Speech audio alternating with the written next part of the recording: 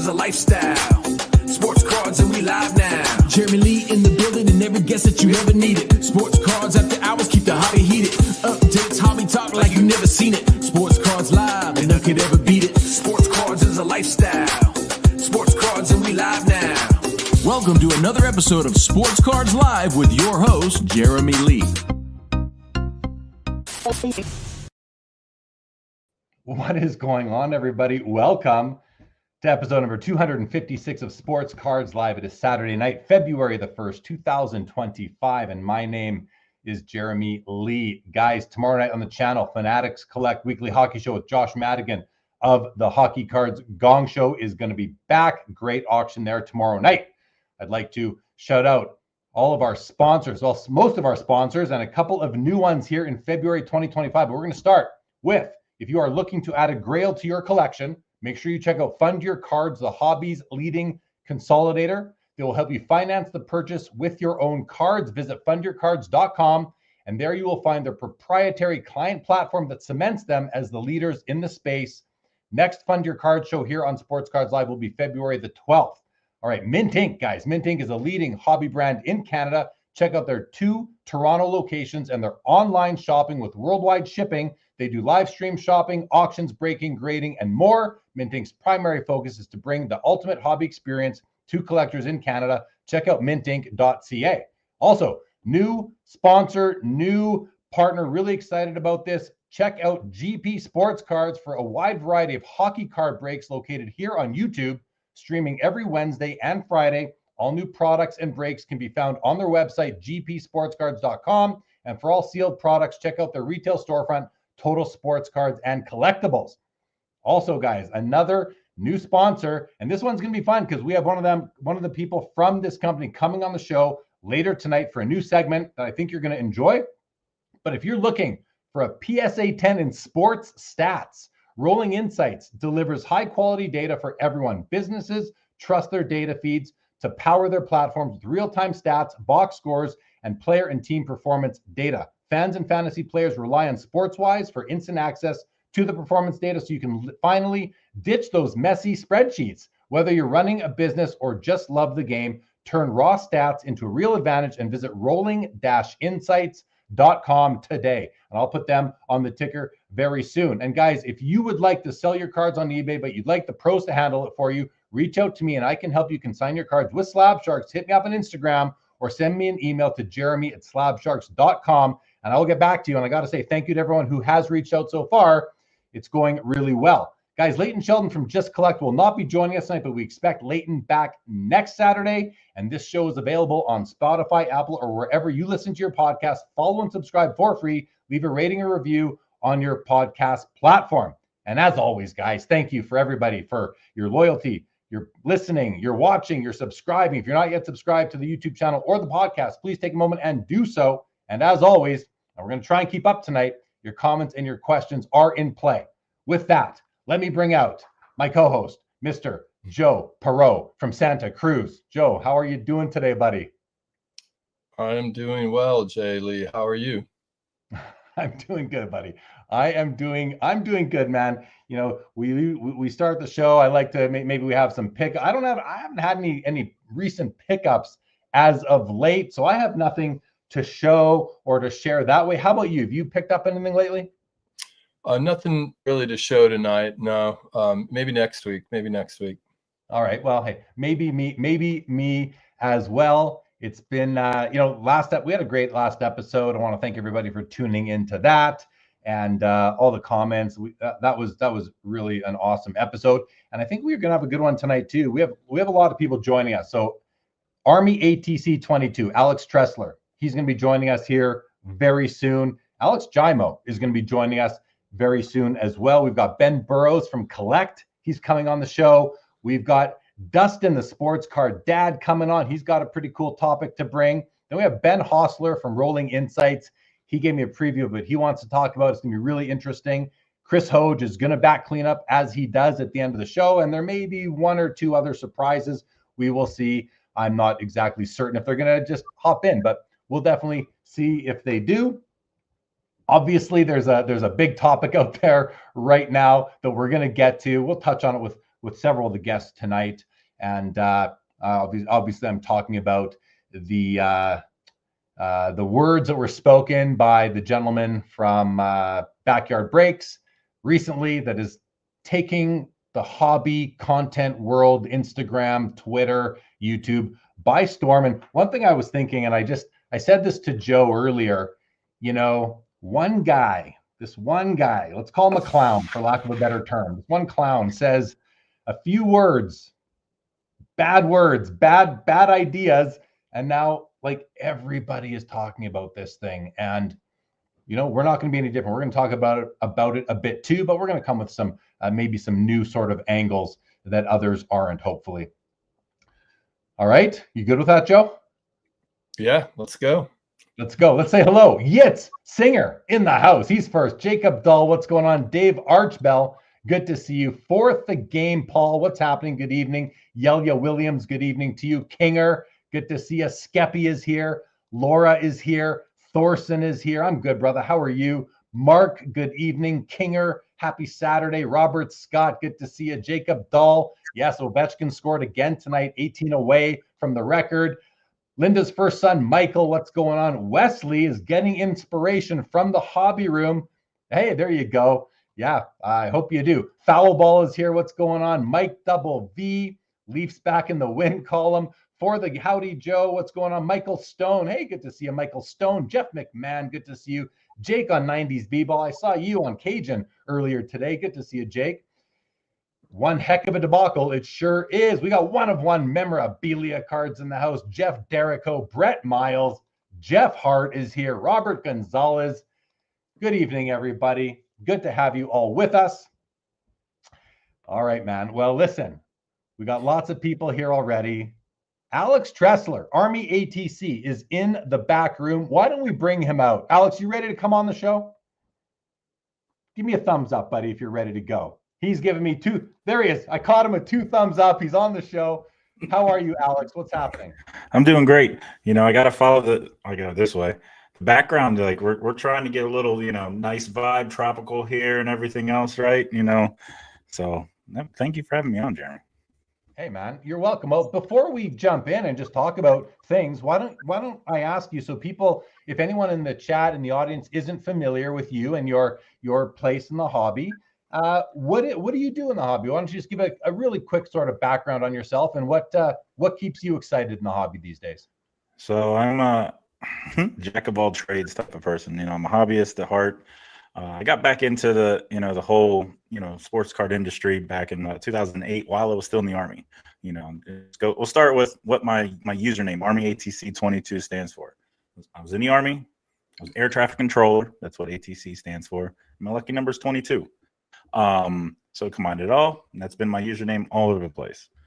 So when I got back in, I, like most people, started deep diving all over the internet, and I found, there was a YouTube community, and I got involved with that, started making YouTube videos, and it's just, been going since. Discords here, and forums here and there, Facebooks and everything. I've seen the Tops and Upper Deck losing their licenses to, them getting them back and everything else. It's, up and down. I've been around the industry for a while now, as an adult, of course. But now these days, I'm retired from the Army, and I got a little more time. I make a lot of short form content. I go to a lot of different shows and, either talk to collectors there, talk to vendors, trying to get those stories out there for those individuals that might not have the avenue to, do it, or they don't want to do it.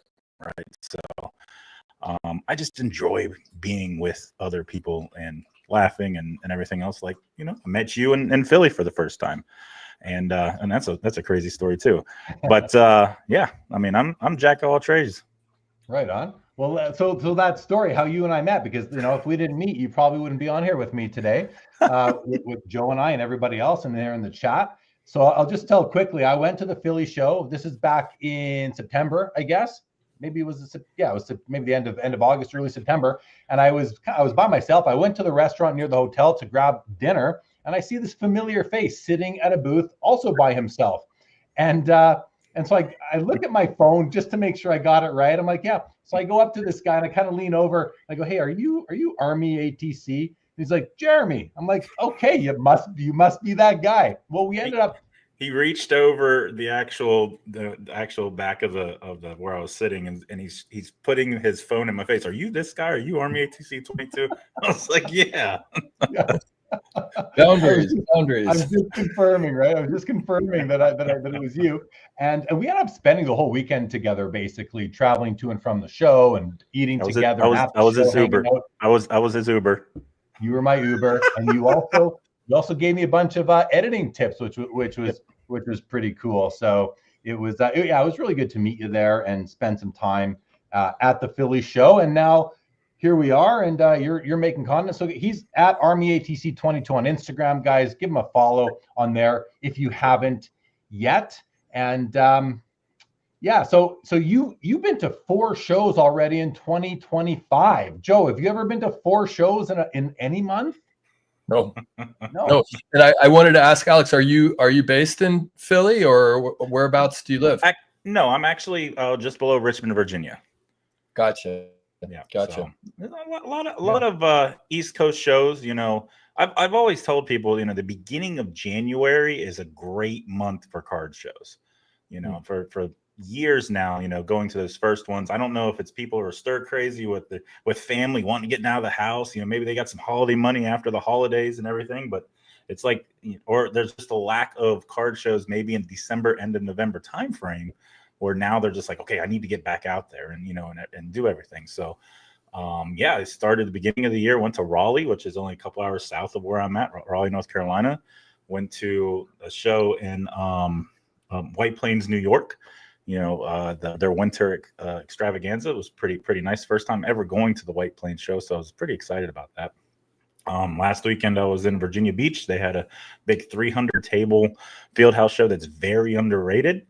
And then today we had a show here in Richmond that was over 200 tables. It's it went from within a year, that show's gone from 45 tables to over 200. It's growing and growing. And the best thing about that show, it's $25 for a table. Wow. That's cheap. So if you guys if you want to read about all these, I am also a writer for Sports Illustrated now. So the collectible side of Sports Illustrated, I write for them, and I do a roundup of all the shows I go to, just explaining everything, the promoters and, what you can see there, and social pictures and stuff like that. So I'll be writing this one either tomorrow or the next day, and, getting it posted. And a few episodes ago, early in Sports Cards Live 2.0, which just started in November, we had Danny Black, who kind of runs the Collectible on SI site, and you're kind of on that writing staff, I guess, with the whole team of people. Alex, Laura wants to know, will you be going to the West Coast Card Show, formerly known as the Burbank Card Show?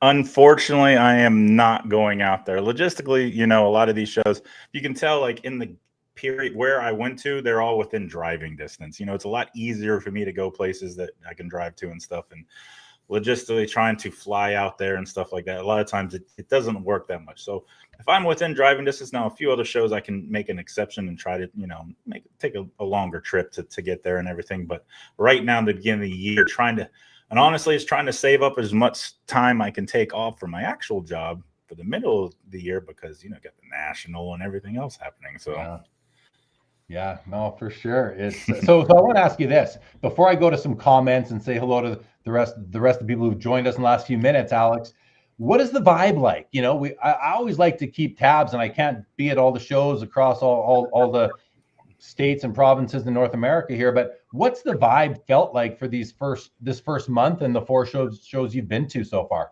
The hobby vibe. What is it? What's it feeling like? It's very, very positive. This show, there was a lot of talk about the discussion, we're going to have, shortly and stuff like that. But everyone's out there laughing, searching, value box digging, bringing out the collections. I've seen a lot more people doing more sets, because if you look at the release calendars of certain products, and depending on the sport and stuff, we've had a little gap between certain ones, so more people have time to build their sets right now, or maybe go back and try to find stuff that they were looking for at the end of last year. I saw more people today actually that they were just happy to be out. They're happy to see their friends they haven't seen, in a few months, the vendors talking to the other vendors, happy to be out there doing it again. It's a very, very positive vibe that I saw. And it also helps that it was jammed packed in this, it was in a mall that, and everyone just loved everyone else being out there. Right on. So that's good to hear for sure. That we hear all sorts of different things in and around and about the hobby. So I think gauging the energy, the vibe at card shows is one good sort of metric to understand how the hobby in general is feeling. I want to say hello to producer Louie of the Hockey Cards Gong Show, LGC Giddy Up. What's up, Mr. Manos? Good evening to you. Foul Ball says, I heard something about backdoor break. He calls it backdoor breaks, but I'm not sure what was said. Fair enough. Todd McDonald, good evening. 90s B-Ball Jake says, Alex is one of the best, and 22 is his number as well. What's up, baseball card curmudgeon? Anony, yeah, we got 25% tariffs between Canada and the States right now.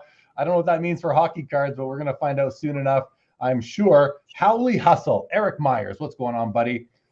Foul Ball will be at the Burbank show in Ontario, California. If you happen to be there, seek him out and say hello. And Chad Shipper, happy SCL Saturday, Jay Lee. Please take it easy on my Red Wings night. Still sunny in Joeland. Will do, Chad. Will do. But good to have you in the audience and everybody else. So, Alex, before this whole thing happened with Backyard Breaks, you were already scheduled to come on, and then that happened. So I'm curious because we're still waiting on Alex Giaimo to join us tonight. But before that whole thing happened, what were you thinking about bringing to the show? Did you have a topic in mind? What did you want to talk about tonight that wasn't about that other topic? Well, so I wanted to talk about, the concept of, and this is why I'm wearing this shirt, buy nice cards, right? You don't have to. There's a whole bunch of influence out there and everything. A lot of people call me an influencer. And I think I told you, I literally like to be called a content creator, not an influencer, right? You don't have to listen to people to figure out what you want to buy, what you want to go search for and everything else. Buy what you want. And guess what? If you take a loss on something, own it, right? And it's stuff that if you buy nice cards and stuff that you want, it's not going to matter if you're going to take a loss or if you gain and everything else like that. So what I want to talk about is, more of, there's a lot of different avenues out there, right? To search for different cards. Don't just focus on, one. Don't just focus on eBay or, one other place or another, right? Try to find as many as possible. When you're in this industry and you're dealing more stuff, left and right, and especially you have a personal collection. I collect Pat Tillman. His stuff's not that easy to find, especially when you're at shows. So I got to find a lot of stuff online. I've searched results and actual pins for different type of websites that I go to just to search for Pat Tillman. If it's Whatnot, if it's eBay, if it's all of these other locations. But know that there's more than one place. So, see Alex. No. So no. So Alex just messaged me. She said she's trying to get service to come on. Okay. All right. I'm sure we'll give her a few minutes. I'm sure she'll join us soon enough. Buy cards that you like, and I certainly think that makes good sense to me. It's what I do. And then you said own your loss, and so on Thursday night. I went, was it Thursday night? Yeah, Thursday night. I went live. Was it Thursday or was it last night? One of the last two nights I went live here. They all jumbled together because it was 2 nights ago on Thursday because of to cover some cards that I had selling on Slab Sharks. And I remember as I was talking about them, like, yeah, this one, I'm going to take a loss on this one. Yeah, I'm probably taking a loss on this one. But sometimes it's okay. I bought them. I decided I don't want them anymore after a certain amount of time. And I'm going to move on. I'm not going to sit there and keep them if I don't love them anymore and just worry about losing money. Instead, sell them, take the loss, take the proceeds, and do something with that money that you'll enjoy more, whether it's in the hobby or something different altogether. So I think that makes sense as a way to approach things. And are you finding, though, Alex, that maybe not that people aren't doing that enough?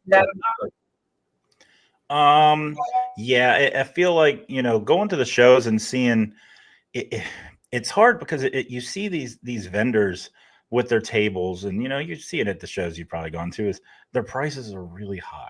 And I understand you want to try to get the most amount of a card and everything, and you're looking for that one person to walk right up to your table and be like, I want that, and not even negotiate with you, right? You want to get the maximum amount. However, if you as a customer going to one of these tables and actually trying to do a deal, and this guy's like, I'm this much into a card, I can't come off of it, right?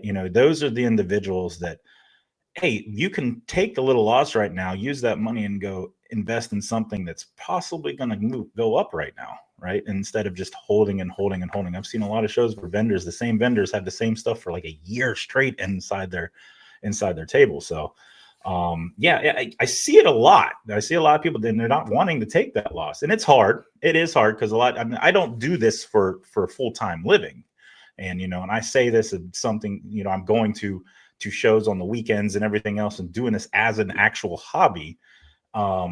It's harder it's easier for me to say it than someone that's doing it full-time, and maybe that is the rent money they need to worry about and everything else like that. So, but I do see it at shows a lot. Yeah, there's definitely people overdoing it and other people underdoing it, and definitely. All right, I just sent Alex the link. Alex, we're going to bring you on in a second.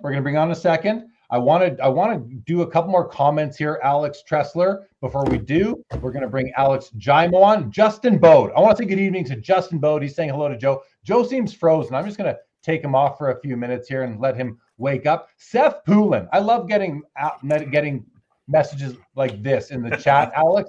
First time catching the show live. Usually takes me 3 days to hear the whole show. Well, Seth, welcome to the live stream. Glad to have you here.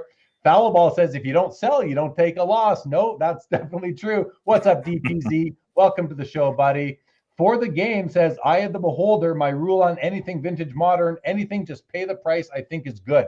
I like that. Brett Miles says, buy what you like, buy nice cards, 100% agree. Take the time to discover what it is you like, not what everybody else likes. No doubt about that. Say hello to Frank Gastella. Thorson says, as a Twins and Wild collector, I certainly own plenty of losses. And then Valor Sports Cards. Valor Sports Cards kicks in a $100 tip to the host here. Never seen one of those before, Valor, so thank you very much. He says, we will not stop fighting to make this hobby a true and safe place for everyone. We are the hobby, and we will not allow fake actors to control our hobby. That's an anthem right there, Valor. Appreciate that very much. Mr. Mano says, that's right, buy what you love, then it's a win even when prices drop. Makes good sense to me. Jacob asks, no jokes allowed in the hobby? 100%. So I think he's saying that it was a joke, and he's wondering if jokes are not allowed in the hobby. So I guess there's this is not a comedy club. The hobby is not a comedy club. I don't know. So we'll discuss that when that topic comes up. I know I have some thoughts on it. The other thing about that comment there, I tell jokes all the time. I bet you heard a ton of jokes at the card show today. So to say no jokes allowed in the hobby, 100% serious, is just an absolutely ridiculous comment. Unless I don't understand what Jacob Goudreau is saying, but I think I do. And that doesn't make much sense to me. Love what you collect. What's going on? Good to see you. Brett Miles says, unrealistic card pricing is something I'm still trying to wrap my head around. I've learned that there will be those cards out on tables, and I just walk on right by. No doubt about that. Linda's first. Jeremy, can you break down the backyard break situation for those of us not up to date, please? And Seth Poulin says, you're upset you haven't finished last week's show. Well, we got this week's now. And Justin Bode sending much love to the Canadian friends. Yes, we love you too, Justin. All right, Alex Giaimo, are you ready to jump on the screen? I can't hear you. I need to give me a thumbs up if you're good. She's good. All right, guys. There she is, Alex Giaimo from her car. That is not a good angle. Oh my Lord. Okay. That's a great. Any angle's good What's for up, you, guys? Alex. Come on. Thanks, Al. How are you It's all doing? good. Good. How are you doing today? I'm good. I ironically was driving through Times Square just now, and I was like, I got to get somewhere quiet. And I think I wound up like ironically in front of the hotel where that CEO just got shot and killed. Oh, no way. It's not funny. It's not funny that he's killed. I think it's just ironic that I wound up That, here. that's where you You are. never know where Well, you can land in Manhattan, right? yeah. Well, it's a big, no doubt, no doubt. Well, listen, we've got the two Alexes on right now. You two are friends. Alex Giaimo, I want to introduce you to Joe Poirot up above you there. Joe, say hello. There Hey, we Joe. go. Nice to meet you. Pleasure from Cali. Nice to meet you too. Awesome. There you go. There you go. Well, and Jacob Gaudreau, yeah, that joke could get you canceled, and it likely has gotten him canceled. But let's talk about that topic now. We're gonna make our way into the whole backyard breaks issue. And for the people who may not know what happened, Linda's first had asked that I just sort of break it down. So I have seen the video of the person, the guy from Backyard Breaks. I believe his name is Grant. I don't know him. I've never met him. I think I've seen him at shows before, and like the National and that. And he was doing a live stream on Whatnot. They were selling their break spots, opening packs, whatever they were doing. And he said some comments that were very offensive to everybody, really offensive to everybody. And I'm not going to repeat them. I just can't bring myself to do it. Not in this forum. But he said things about, a 6-year-old girl, and if he had a daughter, what he would do to her, not do to her, like what, various How he would make fashion. money, how he would profit off of her, Jeremy. What, Alex, let me. So that's what he was saying. He was just essentially saying, like, he was basically saying the only way women these days can make money is on OnlyFans. So if I have a daughter, the first thing I'm going to do is get that girl a boob job, pierce her nipples, and go from there, because it's that easy to make money as a woman, right? So it's kind of gross. Yeah, that's pretty. That in summary, that's what happened. That's what he said, Yeah. and somebody managed to record it and share it on social media. And the hobby is running with it. Alex Tressler, you've had a lot to say about it. You've posted some stuff on social media. What are your how do you see it? How did you see this event? How did you see it unfold? And what are your thoughts? Yeah, so like majority of the people out there, it's just uncalled for. And someone in chat, if that's what they were talking about earlier, like there's no jokes allowed, in this hobby. There are some people that are out there saying that he was joking. Was he joking? He might have been, whatever. It's more of the thought process of him internally thinking of that joke. I think that's what a lot of people are starting to process. It's like this individual is talking to this camera. He's talking to hundreds, maybe thousands of people a day that come into their stream, from kids that are I've heard of kids in school sitting with the stream on their camera while they're sitting in school, right? And he's at a quick whim talking about this type of stuff just out of the blue. Like, it's more the mindset inside of his head than him making a joke, right? And I think more people are starting to realize that, because he has been around and like at the National doing a lot of different things. He's done a lot of stuff with PSA. He's done a lot of stuff with, all these other companies that that's why the outrage is out there right now. Is like, he's the head of their company. Why isn't anything happening to that company? So. Yeah. I mean, he said these things. They were in his head. He may have been joking when he said them, but it doesn't really matter if you're joking. What matters is you have an audience, and you have a big audience, and you're the biggest breaker, pretty much the biggest breaker in the world, if not one of them. And so, I see a comment like this from Jacob Gaudreau. He says, "I wasn't offended at all. I'm actually offended. People are offended."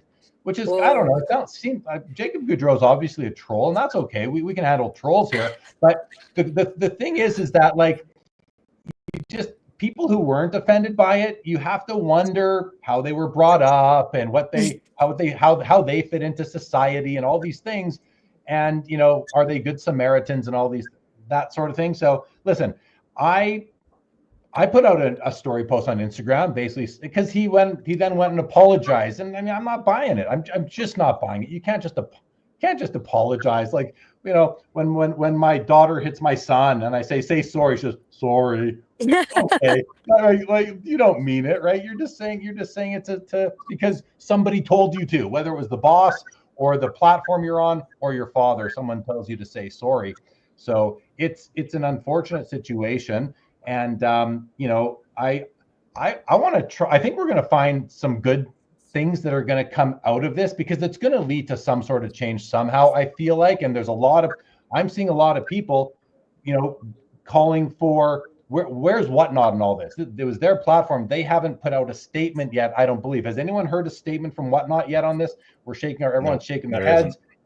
So, and I can understand Whatnot's a big company. They're going to have all sorts of, this is something they're probably dealing with their legal team on to decide what do they have to do? What actions do they take with the breaker's company? And what do they say publicly? I'm actually willing to give them until about Monday, Tuesday to say something. And then I'm going to be like, well, it seems like nothing's coming at this point.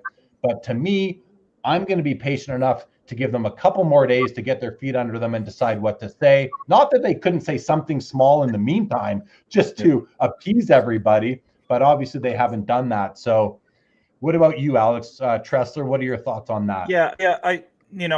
I made the post that I did on Instagram for, my original one, I turned off comments. I didn't want anyone to comment on the post. I just wanted people to share it because in it was saying Whatnot Sports, you need to make some type of, announcement. You need to either, suspend, ban, do something with the backyard team and everything. You got to say something. All I wanted was people to share that one post, tag Whatnot Sports inside that post. That's all I cared about. I didn't care about engagement with people talking within the chat comments and everything else. People trying to maybe defend them and stuff like that. I just wanted the awareness, which there is, because you can see who looks at your stories on Instagram, and guess who looked at all the stories that had them tagged in, both Whatnot and Whatnot Sports. Now, that's gone, so I can't see it. So they're seeing these stories and they're still not doing anything. But I agree with you, Jeremy. I think that maybe their legal team is taking a little bit longer to decide what they're wanting to do and everything, because, they are, the biggest, because they have about 10 different channels on Whatnot going on at once, right? I think they are right now. And, they're just like, what can we do? But people have to remember, Whatnot started before the boom in 2019. They weren't doing that many sports cars by the time when Backyard came on. They do more clothes and shoes and other items. They have a lot of other stuff on their platform than just sports cars. Yes, Backyard's bringing a lot on, but if they leave them, if Backyard leaves that platform, guess what's going to happen? All those people are going to go to your other customers that probably would love some love, and go with them. I'm waiting, and I've told a couple people this. I'm waiting for Whatnot to make an announcement to say, "Hey, we're going to suspend, we're going to ban, we're going to do something to Backyard's account." Because I'm going to make a video saying, "Hey, now that they're gone, go to Valor Sports Cards, go to this person, go to these people and whatnot, because they're trustworthy. They're the people you can go to. You're not going to get that type of content from. I'm going to uplift those other streaming platforms, the streaming services and stuff from people out there, and hopefully they'll get some more love." I just want to say one thing while it's on my brain, Jeremy, if that's okay. Well said, Alex, by the way. And this is like the one thing I'm going to say about serious. I am a little I don't want to say I'm happy that this happened, because I'm not. I don't wish ill on anyone, and I want everyone to live a good, decent life and everyone respect each other. But what I can say is that myself and other women in the hobby and other women in my life that aren't in the hobby that I've seen this are happy that this is shedding a broader light on the crux of the problem, right? Which is, exploitation and sexualization of little children, little girls, stems from exploitation of grown women. So it's violent rhetoric, and when we're constantly degrading and dehumanizing women and sexualizing them, it's gonna make boys and men around the world think that it's okay to say that also about children. So it's like a toxic cycle. And I think that when you're an influencer and you are a breaker that has so much influence around the hobby, and as big of a voice and face that he does, he's one of the faces of the hobby, whether anyone likes it or not, he has a responsibility to just be better. And it's not funny. I made a post about this last night. I've made it 15 years in this industry without making degrading comments about anyone, especially men or women. If you need to make, jokes about little girls and it's grooming to be funny, to engage your audience, then maybe you're not as funny as you think you are, right? Like there's plenty of other jokes out there, you guys. It's not funny. It's not funny. It's gross. It's gross. And like for the troll who earlier just said, I'm not offended by that at all. I think that he needs like, to deep diver into systemic issues within his because that's bizarre. Right. He was kind of defending the guy, saying it was a joke. I've heard bad jokes before. That's not even as good as a bad joke. Yeah. That's not a joke. It's not a freaking joke. It's kind of gross and criminal if you think it's grooming. It's gross. It's absolutely unacceptable. Tons of chats in the comment, guys. I'm going to try to get to them, but yeah. So I wanted to say that Ziggy No said something in there. He's just like, well, what are you going to do if they go over the Fanatics Live? Right. I'm like, I'm going to tell you right now, Backyard's not on Fanatics Live for a reason. They're not on there right now. They ain't going to Fanatics Live. They ain't going there. There's no way that they're going over there, Ziggy. Ziggy, I know you have a company that's on, everything else and like that with breaking and everything. They're not going to go there. If Backyard goes anywhere, they're probably going to go to a service that's free. Instagram, YouTube, all these other places that aren't really monetized and everything else like that because they're not getting paid from these people. And by the way, if they did go over, I would have a problem with it. To answer your question, most people, I would have a problem with it, and I would not to say I would do something about it. I'm nobody, and at the end of the day, none of us can really do something about it. These are conglomerate, multi-billion-dollar companies, but we can try, and that's what we're doing. And at the same time, you have a lot of individuals out there that are asking, like, why hasn't Fanatics made an announcement? Why hasn't the National made an announcement? Why haven't all these other agencies made an announcement? So I want to say one thing: the National. They don't get a table at the National. They get a spot with Whatnot at the National in their breaking area. Right now, the National can make an announcement saying, "Hey, we're not going to allow any of the Backyard people to be set up there and everything else due to the recent whatever." But they're probably not getting into it. Fanatics, what are they going to say other than, "Hey, we're dropping all their allocations via Tops and everything"? Like that, people are waiting for these announcements from these bigger companies that. I don't know if those announcements are going to come. I think we just need the one from Whatnot as the first one. Maybe then these other companies might say something later. And Jeremy, hear me out on that. And awesome kudos, Alex. Great comment. Hear me out on this. Yes, Whatnot and a lot of other companies make a lot of money on Backyard because Backyard is successful. They do a great job at marketing and they have their cult followers and all of that. But at the end of the day, people ask me all the time how we get more women and children in the hobby, but it ain't like that, right? So think about it, long-term optics. It's really not smart for companies like Whatnot and PSA and Fanatics to be involved with people like this. Because how are we going to bring up a new generation of people if they're going to, be thinking that this bullshit is okay? It's just not. All we can do is speak with, you said earlier, Alex, you said, what can we really do? Well, all we can really do is speak with our wallets and with our time and attention. I think one of the problems with all that, the messaging that we've all been putting out there in the last 24, 48 hours about, just boycott them or don't use don't use backyard breaks, right? Don't buy into their breaks. How many people saying this are like, I've never bought into a break on Whatnot, never mind on backyard breaks. I don't buy into breaks. So I can't do anything about it except use my platform and talk to all of my friends like you guys and the people in the chat about it. That's all I can do, but I can't stop using them with my wallet. And I wonder how many people that are talking about it and spreading this news and trying to bring them down, how many of those of us in that contingent actually can exert any force upon them, because how many of us are actually going into breaks?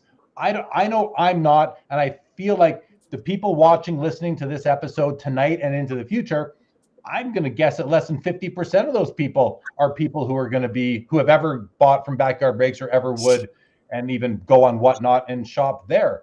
And I'm a degen. I get into breaks all the time.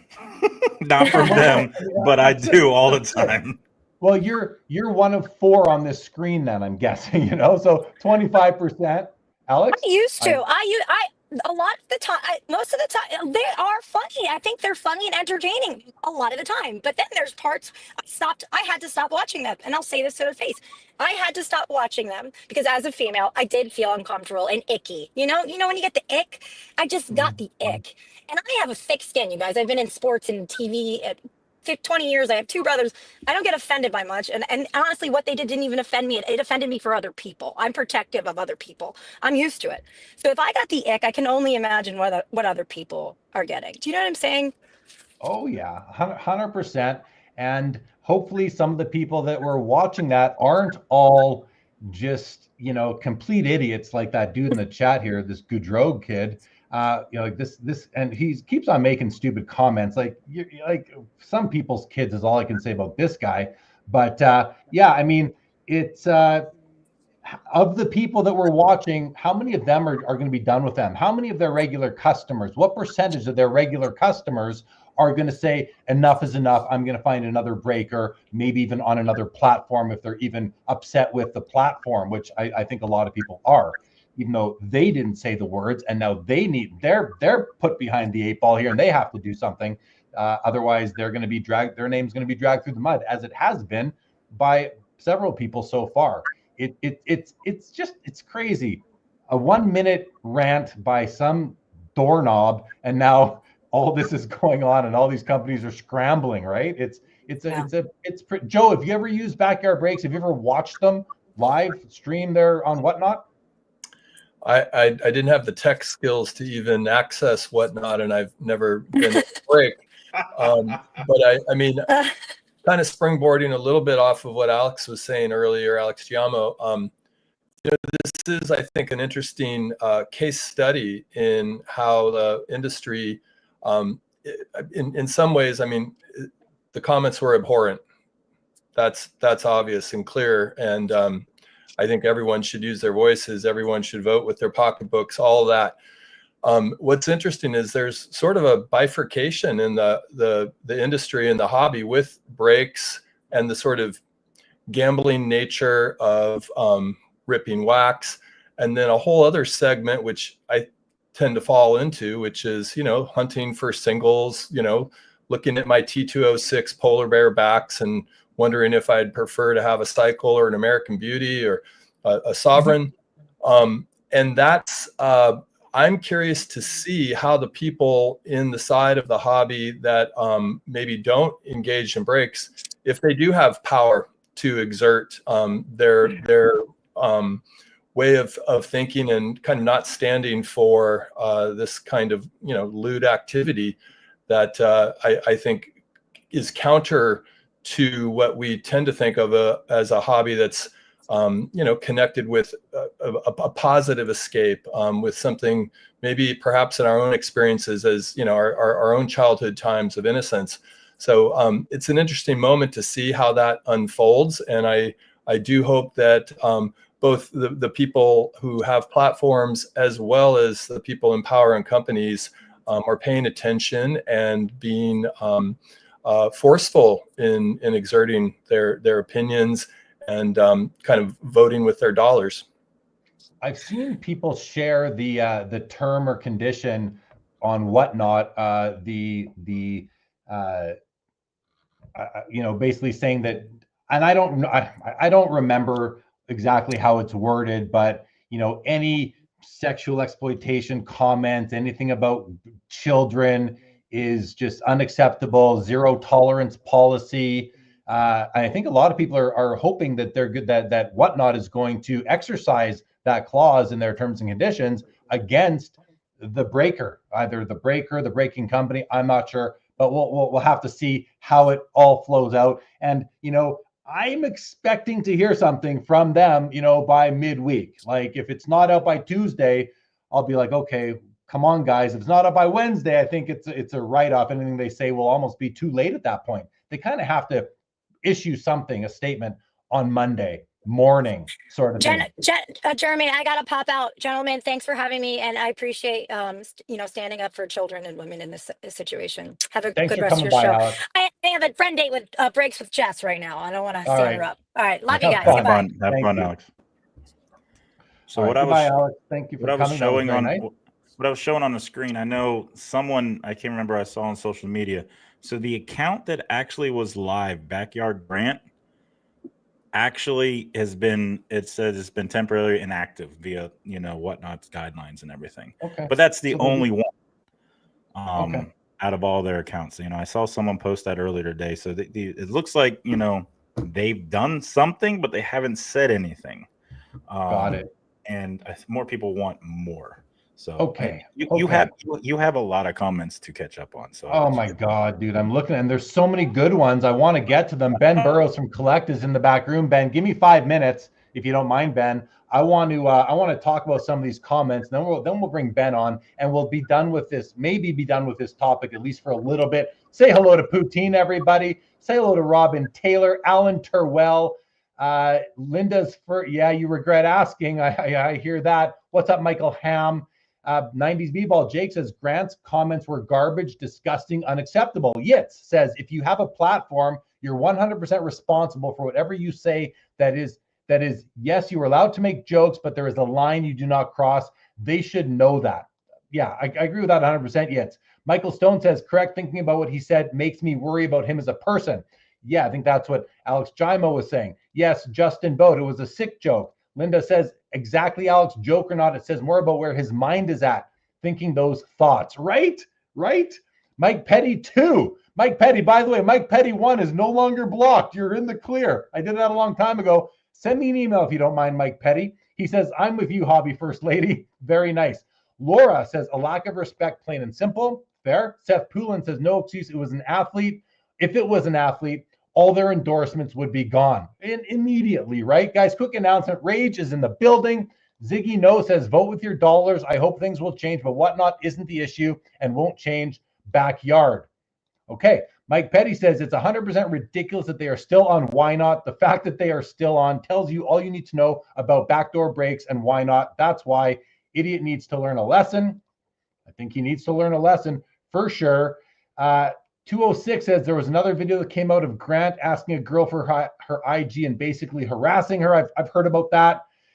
Jacob says, I'm a quit the hobby if you Karens quit whining about this. I mean, yeah, Jacob Goudreau. Ziggy, no, can I ask if Backyard is off Whatnot and announces new owners and then is on Fanatics? Will you care? Remember, we hated PWCC. I never hated PWCC, but I think we already addressed that one. Anyway, Professor, what's going on? Jake Dahl says the apology was fake. Of course it was fake. I mean, I didn't buy it for a moment. B Pencil says it says stuff. If he says stuff on camera, then he probably says worse off of camera, right? I think that's fair to say. Michael Stone says no one's going to do anything, and he's saying that like disappointed. Cardfucius wants to know, should Fanatics and Panini get involved? I don't know if they should. Mookie Chilson says no statement from Whatnot is the statement, except that I'm willing to give them another 2 business days, Mookie, personally. But then I'm going to be like, what's going on, guys? Wesley says it's not just inappropriate, it's disturbing. Exactly. Jacob Goudreau says that, this is the troll, he says they aren't going to do anything because they don't have to. Well, it's in their terms and conditions, and that was violated. So maybe they do have to, and there's a lot of people talking about it right now. Ziggy wants to say, I want to remind you, DAPZ, D-A-P-P-Z, was harassing women on the street pre-COVID, and no one cared during the boom or now. Is that the guy with the backwards hat who feels he's responsible for the hobby growing? I got an email once from his PR person telling me that DAPZ was responsible for the hobby becoming what it was. So funny. Rage says you don't have to comment. So much hate. I was ready to take a road trip. Yeah, it's just crazy. Foulball says freedom of speech, but freedom of repercussion of that speech. That was horrible for them to say that. Yes, it was. Rage does not like DAPZ. Love what you collect. Says thank you for having this conversation. Much needed. You are welcome. Ziggy No says be thankful only in breaking are the cameras always on. There's lots of hobby conversations that aren't public. That's a good point. They are always on there. Michael Stone says the people that buy from Backyard don't care. I'm betting nobody on the stream does. Different clientele. That's what I was saying. I don't think anyone on the stream is except for the people that are here right now to defend them, maybe our troll and that kind of thing. Perhaps Okay, so many more comments here, and I'd love to be able to get to them all. I want to go through a few more that I had seen that I thought were especially smart here, but I'm just going to pick a few now at random because there are just so many, you guys. What did Mike Petty say? Hobby first lady, if they said that under your employee, what would you do? She'd have fired the Mike Petty right on the spot for sure. Robin Taylor feels the line was crossed. Children need to be protected from monsters. Yeah, I mean, the guy comes across as a bit of a monster from what I saw, for sure. Mark Santucci, what's going on, Mark? We'll save that one for Mark. Ask that one a little bit later if you don't mind. Those back pages says the hobby has already moved on from the Scenes RPA, the Paul Skeens RPA scam. They won't care about this in a month. I don't know. This one's different. This isn't about a card and a loaded boxes or any of that. This is about like crimes against little girls, like, and women. That's what this is about. It's bigger than just a hobby, I think, Eric, I feel, but I guess time will tell. And unfortunately, you might be right. And that's kind of no good. Pedro saw some of it, not good for the hobby. Right, Skeppy Joe, always sitting there with deep, insightful thoughts. He always is. We'll get more out of him. Don't you worry. Jeff says Whatnot has a moral responsibility to censor and oversee their breaking partners. I think that's fair. I agree with that for sure. Mark Santucci has never bought from Backyard Breaks. I'm going to skip down here now. Cage wants to know, hey, Jeremy, he says, you notice that most of the loudest voices on this issue are breakers, the ones who will benefit the most from Backyard being shut down. I don't see that, Cage. I'm not seeing most of the voices being breakers. I'm seeing it from everybody. So it just depends who you're following, I guess, and what you're consuming. But that thought never went through my head until you just said it. And I don't think that's not what I've experienced. Robin Taylor says, just doing this pod helps. Don't think it doesn't. Expressing your concerns publicly helps. Well, thank you, Robin Taylor. I mean, yeah, I want this guy gone. I want this guy out of the hobby forever. He's, take 20 years, maybe come back after that. When you're actually a man, he's not a man. He's a kid. He's a kid. Is he 25 years? Listen, I've met men who are under 25 years old, but I've met more kids who are under 25 years old. He's a kid. Come on. He's just a kid. Okay. I'm going to scroll through. We're going to bring Ben Burrows on here in just a minute or so. Cage again says it's a legit thing that no one is discussing, Ziggy. Some are getting close to actionable business disparagement. I mean, that's their fault. That's their worry. If anyone is doing business disparagement, Cage, they'll deal with it, right? Like we don't need to counsel people on how they're behaving and if they're going to get themselves into trouble. At least we don't have to, but maybe we can. Foulball doesn't think they've ever acted professionally. Joe gets HB's vote. What's up, HB? Slap them with a get lost tariff, says Just Hockey. I like that a lot. Brett says it's not just the industry. We see a lot of comments, period, that lack common sense, ethics, and basic morals. Sadly, these people have a platform on social media. That's right. Cage says they did. The Breakers channel was temporarily suspended. Okay, so we just saw that as well. Amazing. Okay, thank you, Ziggy. Appreciate that comment. Michael Thomas says another point is that safety for all that goes to show where Whatnot goes to. Sorry, Michael, that's hard for me to follow that sentence structure. JMF says Grant's personal account was suspended, but it's not a streaming account. Means nothing in my opinion. Very fair, very fair. Bob Boozle's wife just lost her appetite. Okay, God, guys. So many comments. All right. We're going to, Bob Boozle said President Mangini should deport him. I was wondering if the hobby president was going to do anything about this. He has powers, right? Valor Sports Card says the buyers on Backyard will not trickle down to normal buyers. As a breaker, I'm not worried about gaining a few more dollars. There's principle and what the hobby should reject. Okay. Lots there, guys. Sorry if I missed your comments, but y'all made some great comments there. And, Alex Tressler, before we bring on Ben Burrows, do you have any sort of, you've been reading the comments, you've been hearing me talk about all this. Do you have any sort of thing you'd like to share that maybe puts a bow on your thoughts on this topic for now? No, like I said, I've said it in my on my Instagram posts and stuff in my stories. Just keep sharing everyone else's stuff. You don't have to keep going out and making more and more different videos. Just reshare your same stuff over and over again. There's we're getting to a line now of these content creators that are out there that are thinking they have to make multiple, like 3 or 4 more YouTube videos on it or more reels on it and everything else. You don't need it. You don't need to be going out there making videos telling individuals that, hey, these companies need to, do something and stuff. It's already out there. Just share your own stuff over and over again. Get back to your original, your normal 9 to 5 type of stuff you're doing with the industry. Like, don't let this consume you. Like this one little thing. Trust me, there's enough people out there talking about it. Get back to going to shows, doing stuff on eBay, doing everything else, if you're a content creator, go back to making the stuff you're doing before this happened. Right? It's being done by so many individuals already. Just share. That's the easiest thing to do, is to share someone's stuff, to help them and grow too, possibly, because you might get a couple followers out of it. The hobby complains that we forget things all the time, and then they're going to complain if we don't let people forget things all the time. So we can't win as far as narrative goes. We, the hobby, can't win. We, the good pieces of the hobby, can't win, maybe, but with ourselves. But I think we need to. I don't want to see this die down. I want to see something happen. I want to see some repercussions. Personally, Joe, your thoughts on this matter, and I know you're going to do a great job to kind of wrap this part of the discussion up, and we might come back to it later, but I want to bring Ben on, and we'll get Ben's quick thoughts, and then we'll get some other videos, some other topics from Ben. But Joe, you're up. Yeah, I mean, I would underscore what Alex said. In some ways, the more these names are in our mouths, the more kind of notoriety they're getting. At the same time, it's important that people have and are making the stand. And as I said, I think it's just a really interesting schism that exists. And it's not a perfect schism, because I know people that do both breaking and also, have extensive vintage PC collections.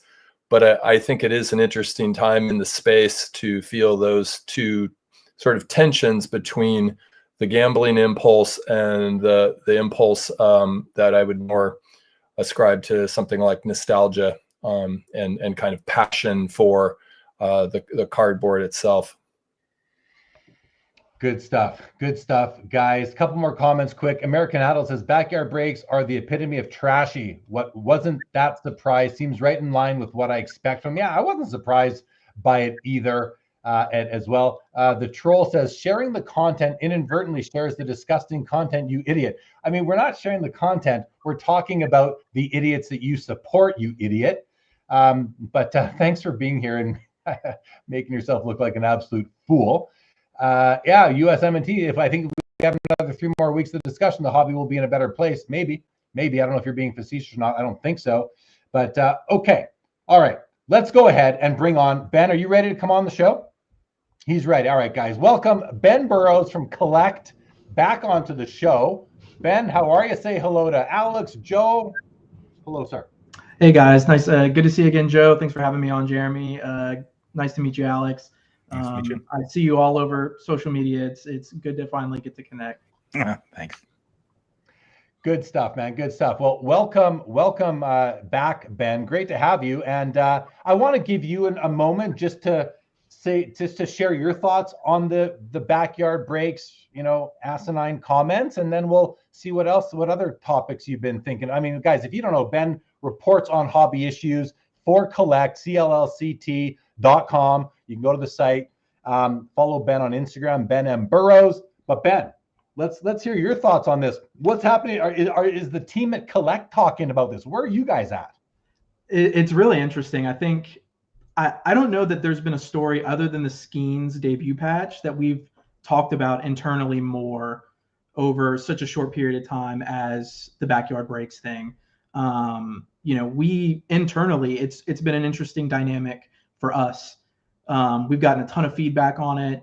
We've faced our own sort of backlash as we try to thread the needle between being neutral journalists and also sort of, I think a lot of people have wanted there to be an element of activism.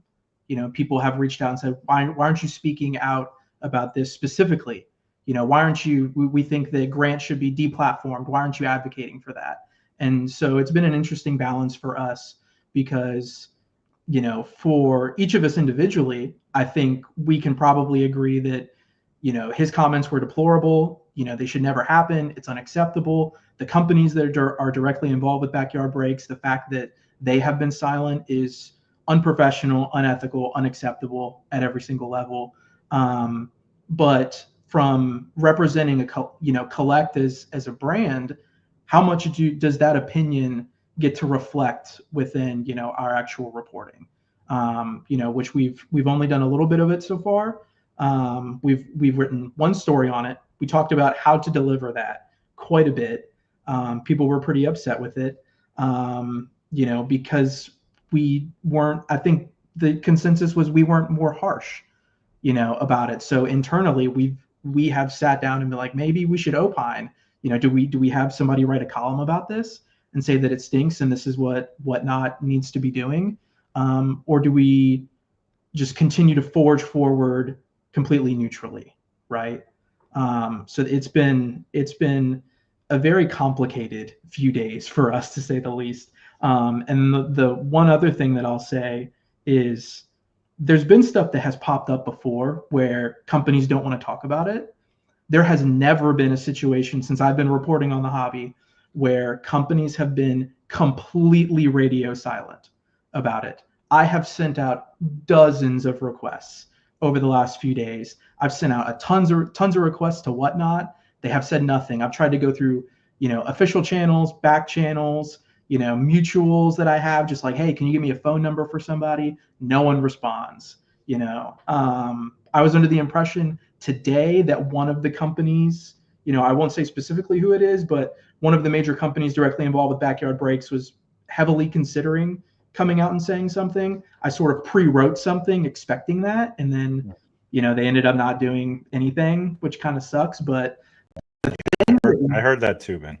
the thing that's interesting about this is, in a lot of instances, Jeremy, I'll reach out to someone and they'll say, hey, we can't talk about this right now, or got your message, want to let you know that we've seen this, but we're softly gonna either decline to comment, or we're not, saw this respectfully, we're not going to respond to it in any capacity.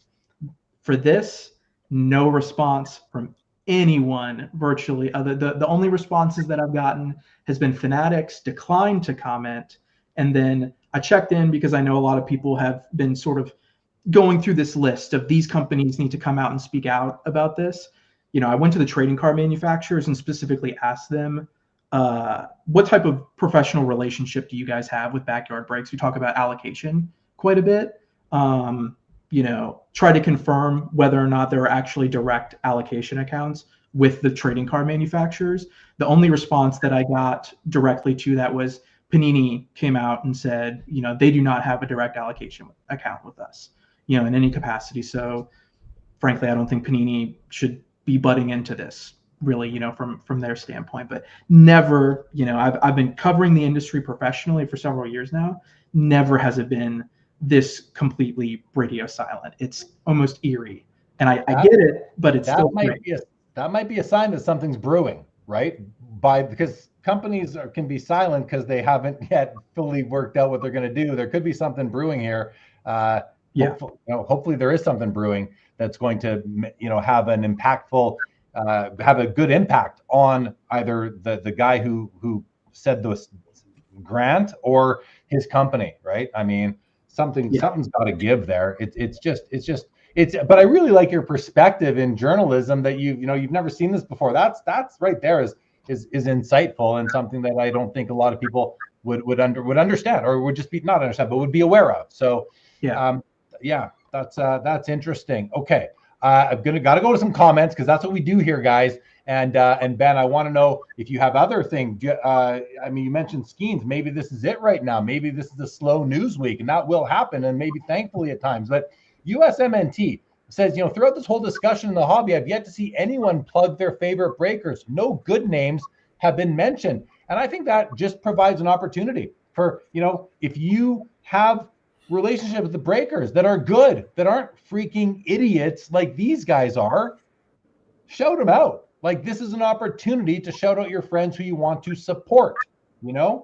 I think it's a great opportunity for that. Thorson says, lack of drama is another reason I love hockey cards the most. Just like the game of hockey, we handle our business by dropping the gloves, not tweeting tough. It's pretty funny. Michael H., best hobby ever. Becca Davis, former Sports Cards Live guest, is on the show. 1.0, that is. Welcome. Good to see you, Becca. Hope all is well. Mike Petty says Fanatics should stop feeding backyard breaks, I think they're called. Bob Boozle says, bring on the hit pieces. That's to you. That's to you, Ben Burrows. What's Cage talking about? He says Ben is like an Irish Army ATC. They're like twins. The younger one found on an orange shirt. I don't understand what you're talking about, Cage. The beard, Jeremy, the beard. What's that? The beard. He's got the orange beard. That he's saying it. Okay. Like. Thank you. It's funny. My camera sits in front of my screen, so Alex, all I see is your nose up right now because it just happens to be where my camera is seated right now. But yeah, Bob Boozle wants some hit pieces there. Ben coming out of collect. Robin Taylor says, I think Jeremy's right. We should wait till Monday night before we pass judgment on the supply companies. I think really Whatnot's the big one that people are really waiting to hear from right now. Michael H. says, me and Jeremy will eventually dominate the card world. All right, Michael H., let's do it, buddy. Let's do it. Mike Petty says, trimming, doctoring, scamming, fake stories, fake relics, fake autos, fake jerseys, pedophilia. It's all welcome in the hobby. Obviously, he's being facetious, but, by the troll we've had in here tonight, it's okay. Like, some people are just not smart. I think at the end of the day, some people just weren't raised right. Some people just don't understand social norms and mores. Some people just don't get it. Some people are still kids. They're still children, literally functioning as, 13, 14-year-olds in 24, 25-year-old bodies. I said it before. I've met a lot of men who are under the age of 25, but I've met more children. And unfortunately for men, mostly women, a lot earlier than men are men. That's just the way women tend to mature. No offense to my fellow men out there, but I think we'd all probably agree with that. LGC says no one will say anything because CGC has hired all the crisis management firms. I know there's something going on in the Pokemon world there, but that's about all I know. I don't know much more. Cage says the companies have an out. The channel is Backyard Grant. Whatnot can suspend that one account. No one else has any business relationship. That's just a loophole for them, though, Cage. But maybe you're right that's the way out for Whatnot. Mike Petty says Mike Petty and the Card Breakers. Oh, it's like Tom Petty and the Heartbreakers. Petty is open for business. All our cases are pre-CT scanned for bangers, hangers, and essential chase hits. Love it. And Dan's Vintage pipes up and says, meanwhile, vintage shows are more crowded than they've ever been. Cranston today was packed. Good to hear. And at the top of the show, Dan, we talked with Alex Tressler about the vibe of the 4 shows he's been to so far in this year, all in January. Ben Burrows. So is there anything else going on? Like what else are you guys reporting on over at Collect? I mean, this is obviously a topic and we could talk about it all night, but Joe and I talked about it, yesterday. It was like, okay, we're going to talk about it, but we don't want to talk about it all night. So is there anything else on your mind, Ben, that's going on that you can report to us? I mean, is there something from a reporting standpoint, or I just have regular, I have questions that I want to ask you and Alex. Let's ask all three of us. So one thing, especially having Alex on here, you go to a ton of card shows. Jeremy, you obviously go to a ton of card shows too. Joe, I bet you do as well. The thing that I'm curious, and I want to get your feedback on, is how do we make the card show experience a little bit better? For me, I actually don't love going to card shows. I end up leaving with nothing pretty much 99% of the time. I admit that I have sort of a very tight palette of what I actually want to collect, whether it's something vintage or ultra modern. But the thing that I find myself doing is if I'm not actually engaging with people there, my friends at a show, I end up just leaving with nothing because it ends up being probably 95% of the cards are just like recycled between different categories. It's like it's all the same Joe Burrow cards. It's all the same Pokemon cards. I think it was last week. Last week or the week before, there was some discussion about Pokemon's place within some of the sports card shows. I'm curious, as guys that go to a ton of shows, to someone that is not super motivated to go to shows. How would you improve the experience for someone like me? Like, how would you go about getting someone like me who is going to walk in there and there's a very small percentage of stuff that I'm actually going to be excited about? How do you win me over? You know, what do you, how does the card show circuit evolve? That's a great, I think Alex might be the best one to kick this one off because he goes to so many shows. So he's seen a lot of different things from a lot of different organizers. But I think if I heard you right, you're asking like further elevation of what we're already even seeing is where you're at. So before I go to Alex, I'll just say, to me, when I go to a card show, unless it's a 1-day local show, even a 2-day, I'm coming home at night for my family. But if I'm traveling to a card show, and I don't know if this is really what you're getting at, Ben, if I'm traveling, like when I went to the Philly show and where I met Alex, if I'm traveling to one of the expos in Canada or the National or the Burbank show, I want that experience to be, I want it to be a 24-hour experience. I don't want to go to the show from 10 till 4 and then I'm alone. I got to find maybe I get lucky, find someone in the lobby to go eat with. I want events every night so that it's more of a conference weekend than going to a card show during the day. So for me, it's all about elevating the experience around the card show. Because I know for me, Ben, when I'm at the show, I'm going to have a good time. So I'm going to find people to talk to. I'm going to have cards to look at, maybe buy, maybe sell, but really talking to people, looking at cards I haven't seen before. That's a big part of it for me. But again, I come back to the overall event of the weekend. Let's go to Alex and get his thoughts, and we'll get Joe's thoughts because Joe does a lot of shows too. Yeah, so to piggyback off what you said, Jeremy, that's one of the things I always give people tips that go to shows that are outside your area. Like if it's a local show, this wouldn't really, kind of go towards it. But like going to the National, going to, Burbank, going to other places, right, that you don't normally go to, know what else is in that city, see that, like, for example, I'll use the National this year. The beginning of the week, the White Sox are playing. The end of the week, the Cubs are playing, find out there's other avenues you can do outside of the show on top of it to make it more, experience. But for you, what you're asking, like at the actual show, like how to get you to go to the show and everything else like that. There are platforms out there that are trying to already make that experience a little bit better. Like you're going to look for certain things. You got a company like Mascot that's out there that, is integrating, actual inventory for dealers at certain shows. So you can go look at the dealer's inventory before the show even starts. So, hey, I'm going to go to the show because I'm actually going to go find this card that I'm actually looking for. So, those little things are already starting to happen. Like, it also depends on the person. Like, do you want to do interactive stuff like Fanatics Fest? It's a fan festival. There is those activations where people are going to do stuff or meet, athletes. Do you want to go get signatures from athletes or not? Right. It all depends on the person, that's asking that question. Like, what else would you want to do? Do you want to be a part of more? Do you want the show to do giveaways? Do you want to have the ability to, for a cheap aspect, set up your own stuff at the show? Maybe for once you sit down and you sit on the other side, have the opportunity to be a vendor yourself and try it out and interact with everyone.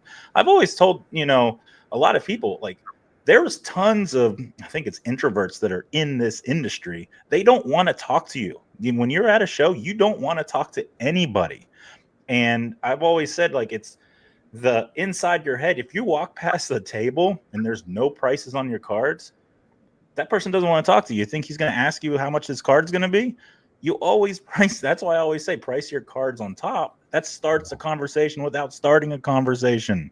Right. Yeah, So, yeah. That too. So going back to your original, question, it depends on you. Like, what are you originally wanting? And maybe it's you going to a promoter saying, hey, this is how I can make my experience what I would want at a show. Go out there and talk to them, because there might be other people like you at the shows that are around you that might want that same experience. Well said. Tons of comments I've been clicking off. I've been starring the ones I want to get to. Some really good stuff. But let's hear from Joe first, because he's got a lot of experience at shows as well. I'm currently in this deliberation because I'm on the fence about going to Burbank. It coincides with NBA All-Star Weekend, and I have an event that I'm going to, the All-Star Practice on Saturday. So I'd only be able to make the VIP and the first full day. And there's a price tag involved, right? And the energy of getting on an airplane, even a short flight from San Jose down to LA. But for me, Ben, it really is all about the relationships. It's connecting with people that I know more so either from, social media, YouTube, in real time, which is huge, being able to like go out to dinner with someone that you've had a rapport with for multiple years, but rarely, if ever, have seen in person in real time. And that's exciting, as well as the people that I don't know yet who I would like to get to know. There was a man in the Burbank show a few years, maybe a few months back. I mean, two or three shows back, a guy named Phil Idris, who I was just amazed at his collection. He had huge amounts of autograph cards, and they were mostly PSA DNA autograph cards. I started talking to him, and he had so much information about athletes signing. And I mean, I don't actually know what he does, but if I ever have a question about an autograph, I text him. I say, "How does this look to you?" And he gives me an immediate answer. Really, really wonderful guy, pretty kind of a serious dude. But in talking to him, I learned a great deal about someone who I would consider to be kind of at the highest level of assessing autographs. And that's valuable to me as a collector. So new relationships, forging new relationships, and also kind of reaffirming ongoing relationships with people that I've had longstanding connections. And then one more thing I would say, just on the card front, for me, it's an opportunity to liquidate and consolidate. Usually what I'll do is I'll bring the cards that are no longer, super important in my collection and try to walk away maybe with a little cash or covering the show expenses and one or two bigger cards that kind of feel like, yeah, all right, this was worth it. And it's hard to do that because show prices can be a little overpriced. But if you really focus on that idea of I'm converting, 10 to 20 cards into one or two cards, sometimes that can make you feel good. Yeah, well said. Great comments coming from the chat. I'm going to get to some of those, but I think what we'll do first is we will do a shift in guests here now, and we'll say to Alex, thank you so much for joining us, buddy. It's great to see you, and I thank you for what you're doing in the hobby by sending the message out from card shows. Guys, follow him on Instagram at ArmyATC22. Does great content from all the card shows that he's at, which is every freaking weekend. So help support him with that. So thanks for coming on, Alex. No, I appreciate it. And I appreciate, meeting you, Joe and Ben, hopefully, in the future we'll be able to talk more and everything. My lines are always open. I tell everybody, no matter what, what you're going through and everything else, I'm all about mental health. That's another big thing I'm an advocate for. Like, you can be having the worst day, not even dealing with the hobby or the industry. Like my line's open. Anyone out there, you listening to this or whatever, message me if you just need to talk. If you need my number, you want to talk on the phone or whatever, we can. Like, everyone out there is important. It doesn't matter who you are. There is always someone you can talk to. Well said, man. Thank you for that offer. That's very generous of you with your time. You care. Justin says later, Alex. Jiggy No says cheers, Alex. Mike Petty says later, Alex. And Mike Petty says Joe is in excess. Liquidate, accentuate, try not to hate. I love that song. Well done, Mike Petty. All right. Alex, thanks for coming on, buddy. We'll see you again soon. Take care. Thank you. All right, guys. Before we bring Dustin, the sports card dad, onto the show, I'm going to go through some of your comments here, guys, to Ben's questions. And let's start with those back pages. It says nothing beats a card show. Agreed. Yelia Williams says reputation and character should be the true hobby currency. This incident should cost the backyard guy his platform in the hobby, but it probably won't. Not funny. One says freebies will make a card show better. Jeff Hart says, Ben, card show inventory tools to know where your inventory of interest is located on the floor. Alex was mentioning that. I'll be honest. I think what Mascot's doing is awesome with that stuff.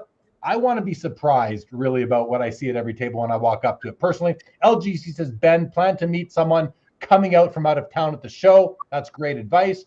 Bob Boozle says organizers would benefit from sharing best practices with dealers about organization and dealing with buyers. I hear you, Bob, but like, my gosh, what a task that would be to wrangle all those people who are set in their ways. Those back pages says most people going to shows on the regular do not bother with social media.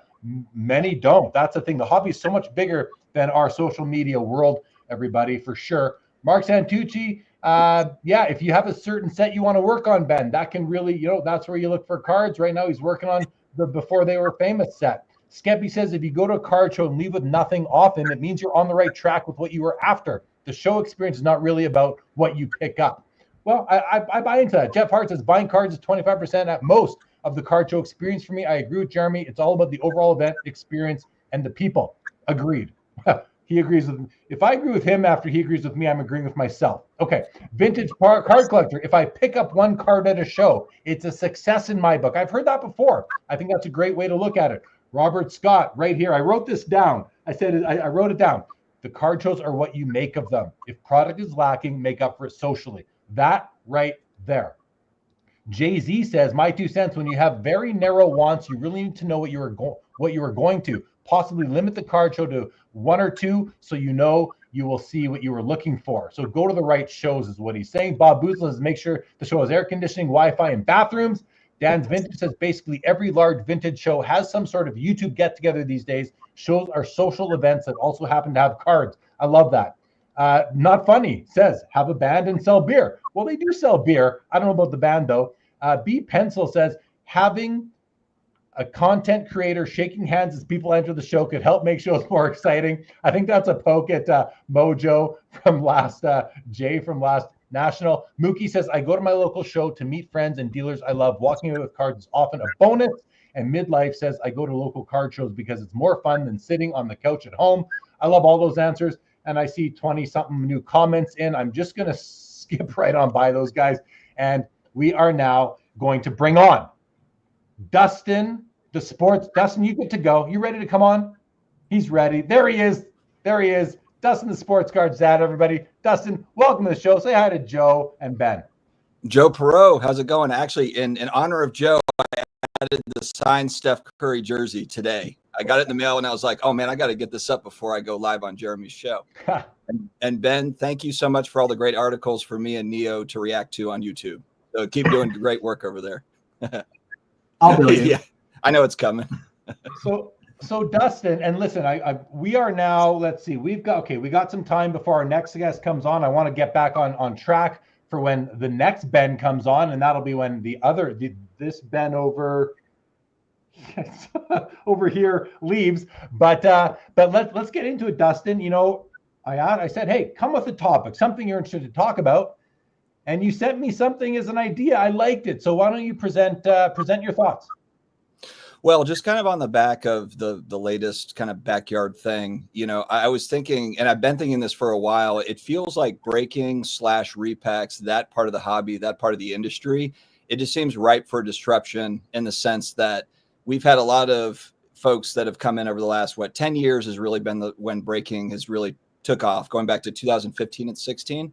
And a lot of the same players are doing good work and they're doing great. But it does feel like, the hobby's gotten a lot more expensive over the last 5 years. The products have gotten a lot more expensive.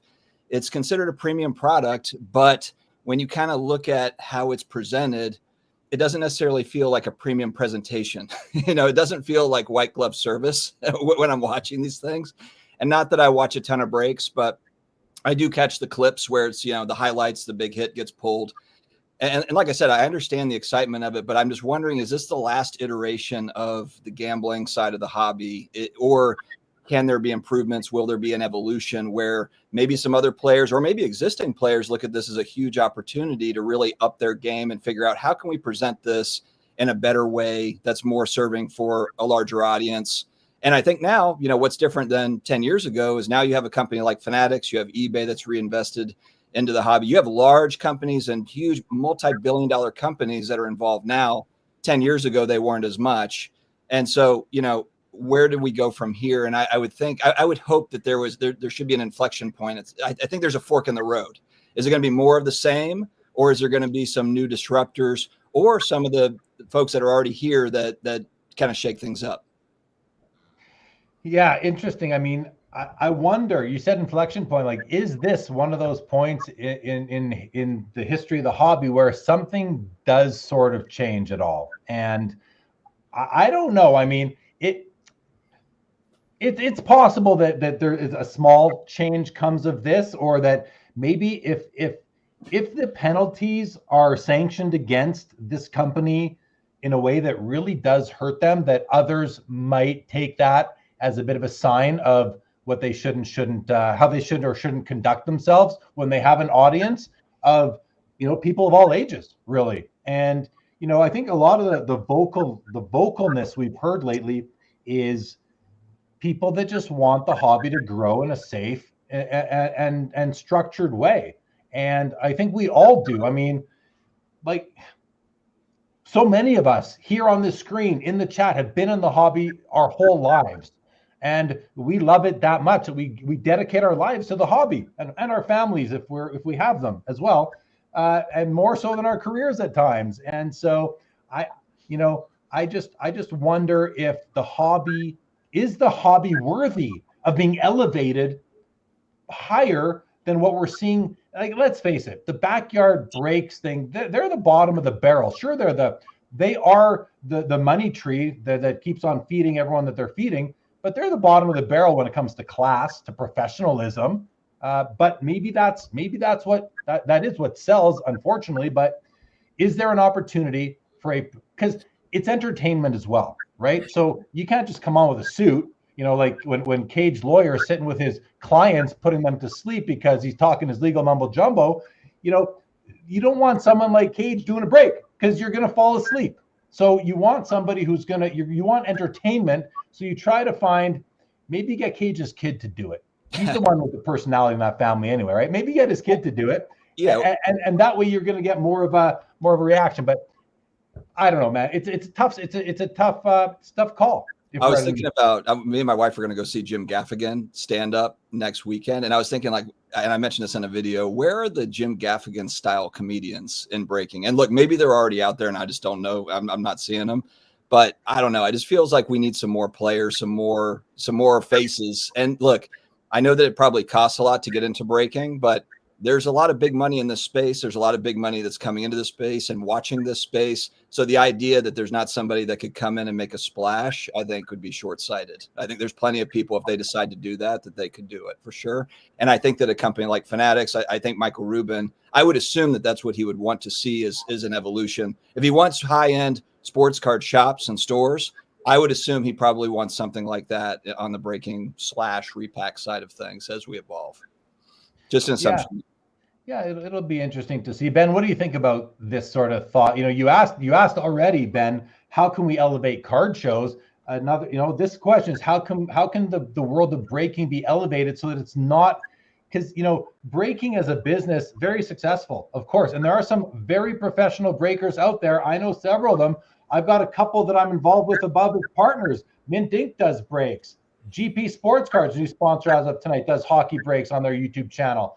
I mean, it's, I endorse these guys. I support them because they're doing it right, but not everybody does it right. So to your point, Ben, is there an opportunity, do you think, along with elevating card shows, which I think some of them do a great job already, to elevate breaking into being something that it's not looked at as like the scourge of the hobby, which a lot of people consider it to be, or breaking ruined the hobby, a lot of people say.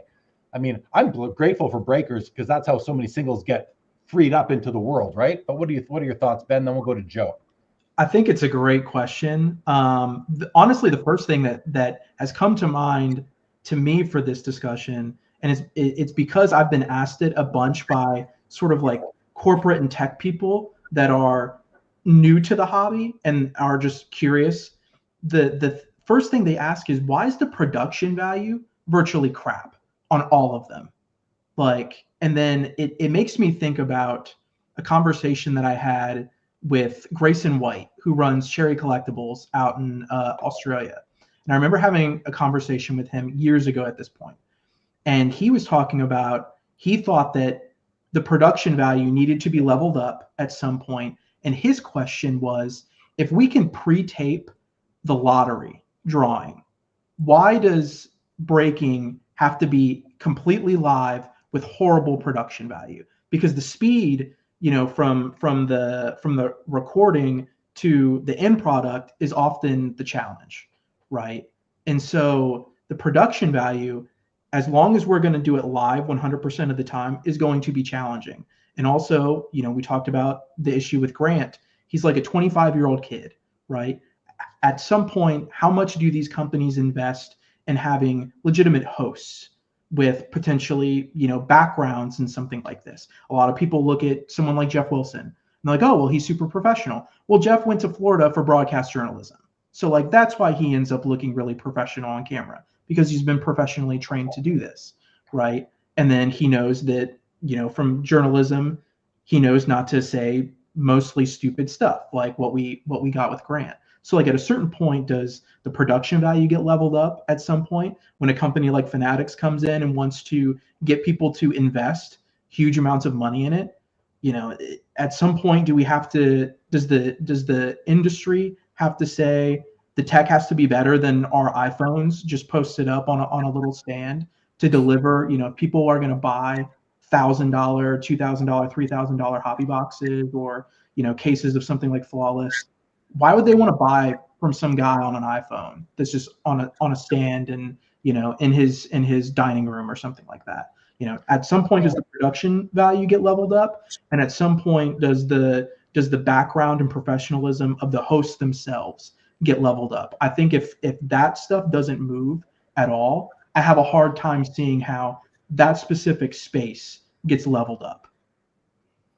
Fair. Joe, what about you? What about your thoughts on? I mean, it'd be like asking me, because I don't enter breaks myself. So how would I make them better? I don't know. Joe, do you have any thoughts based on what you've heard? I mean, you always kind of need to follow the money in any ecosystem, right? And so the question I would have at the center is, does the breaking space actually appreciate the kind of edginess that Backyard Breaks took to the hilt and beyond, right? So no one would condone that, but there's something of that context or that milieu that apparently attracts people. And then you get into the larger, I think, dichotomy of the innocence and or excitement of, opening a pack and hitting a Paul Skeens card versus just straight up gambling and how much is it worth, and can I liquidate this so I can enter more breaks, right? Which is to me, those are drastically different experiences. Jeremy, something you said is you're grateful for the breaking space in so much as it releases singles. Another way to look at that is that because the breaking space has become so profitable, opening wax is just a loose proposition for most of us normal mortals. And I used to like to open a box here and there of Prism, this, that, or the other. And I feel like I've been priced out of that because the value proposition has become so, disparate from the worth, and I'd rather just pursue singles. So those are some of my thoughts. I guess, Dustin, just to answer your question in flat terms, or to retort with the question, do you think the breaking space wants a white glove service? Do you think that they would find that profitable? And if so, who would those consumers be? Would they be the same consumers? Yeah, I think that's a good point, Joe. I mean, and you're right, the market's going to drive it. And I just wonder I guess my bigger question is, are people just going to who has the product, like who has the best allocation, who has the best, or maybe just the ones, like if you look at, from my understanding, Backyard is the one that buys the most product, and then they reinvest into the repack. So they're a big part of the overall ecosystem, which is a reason why a lot of people use them, is because they go to them and maybe they feel like they get the best hits from Backyard and they always have a lot of product. So, and I know that Backyard, from what I understand, they got started without any allocation. They went out and bought it all in the secondary market and built a business. So, but I guess then anybody could do it like that. So then it's just a matter of if they're just going and getting secondary market product and then creating a service out of that. But you're right, Joe. Will people come flock to that new service that maybe is a little bit more, premium? Or are they going to just stick with kind of what's working at Backyard or maybe some of the other breakers? I don't know. Yeah, it's interesting. We've got some comments. Let's do a little bit of that. First of all, Alex is in the chat. Lou Rock TV in the house. What's up, Lou Rock TV? Good to see you, buddy. What's up, beautiful people? He says the sexualization of kids is never funny. Backyard breaks always seems to be in the middle of most controversies in the hobby. Definitely in the middle of their share. Dan's Vintage says the hobby has always had carnival barkers. Don't buy what they're selling because it's a flim flam. I mean, you just got to read the room a little bit and, just know you can't know exactly who you're dealing with, but, look at who you're dealing with at least. Michael Lamb says style and likability is missing in breaking.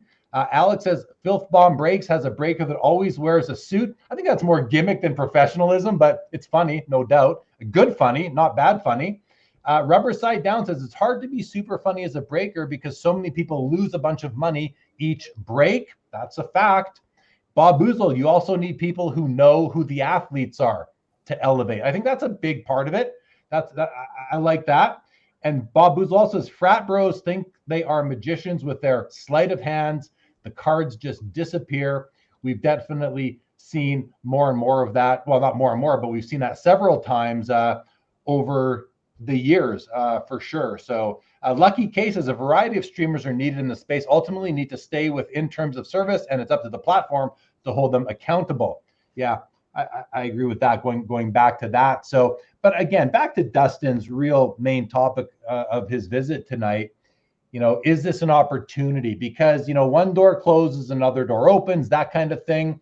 And I think that, listen, we may not be able to brainstorm the exact opportunity here, but other people will be able to. And, maybe especially if something happens to backyard breaks to the point where they can't do what they were doing before, all of a sudden there's going to be a lot of people looking to get their fix somewhere else. We talked about buying the singles. Someone made a comment. I didn't get a chance to mark it, but they basically, it was Builder Boo. I remember Builder Boo made a comment here. How am I going to be able to scroll up and find it? I don't know if I can find it, Builder Boo. Wait, there it is.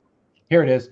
He says, I enter breaks and rip a ton of wax, but I always advocate that don't chase anything. If you want something specific, go buy a single. So what he's saying is, breaks it's a gamble. It just is. Like it's gambling that you're going to get something good. If you want something specific, go buy it. That's what I do. I don't enter breaks. I go buy the specific cards, and then I'm grateful that people are breaking products so that they can get what they don't want and offer it for public sale so I can buy it. And then you think to yourself, well, but they're just losing money. They're losing money. Is that a good thing for the hobby, for people to be losing money all the time? And then I think to myself, if you got the money and you're going to waste it on that, that's not like, I'm not your parent. I personally don't need to worry about you losing your money on breaks or not, or spending all your money on sports cards. It could be anything. I mean, listen, on the one hand, I want to see the hobby grow and be healthy. And I don't want to see people losing all their money and being out on the streets. I don't want that, but I don't feel responsible for it either as a hobbyist. That's on them and their closer circles. And, if I'm buying cards from people that are out on the street because they lost so much money on that break that the card I wanted came from, I'm never going to know about that anyway in most cases. And if I did, I'd feel very bad for that person. It might even taint the card for me. So in a way, I'm glad I don't know. I probably said a bunch of controversial things there. I don't even know. I was talking off the cuff, but any thoughts on any of that, Dustin?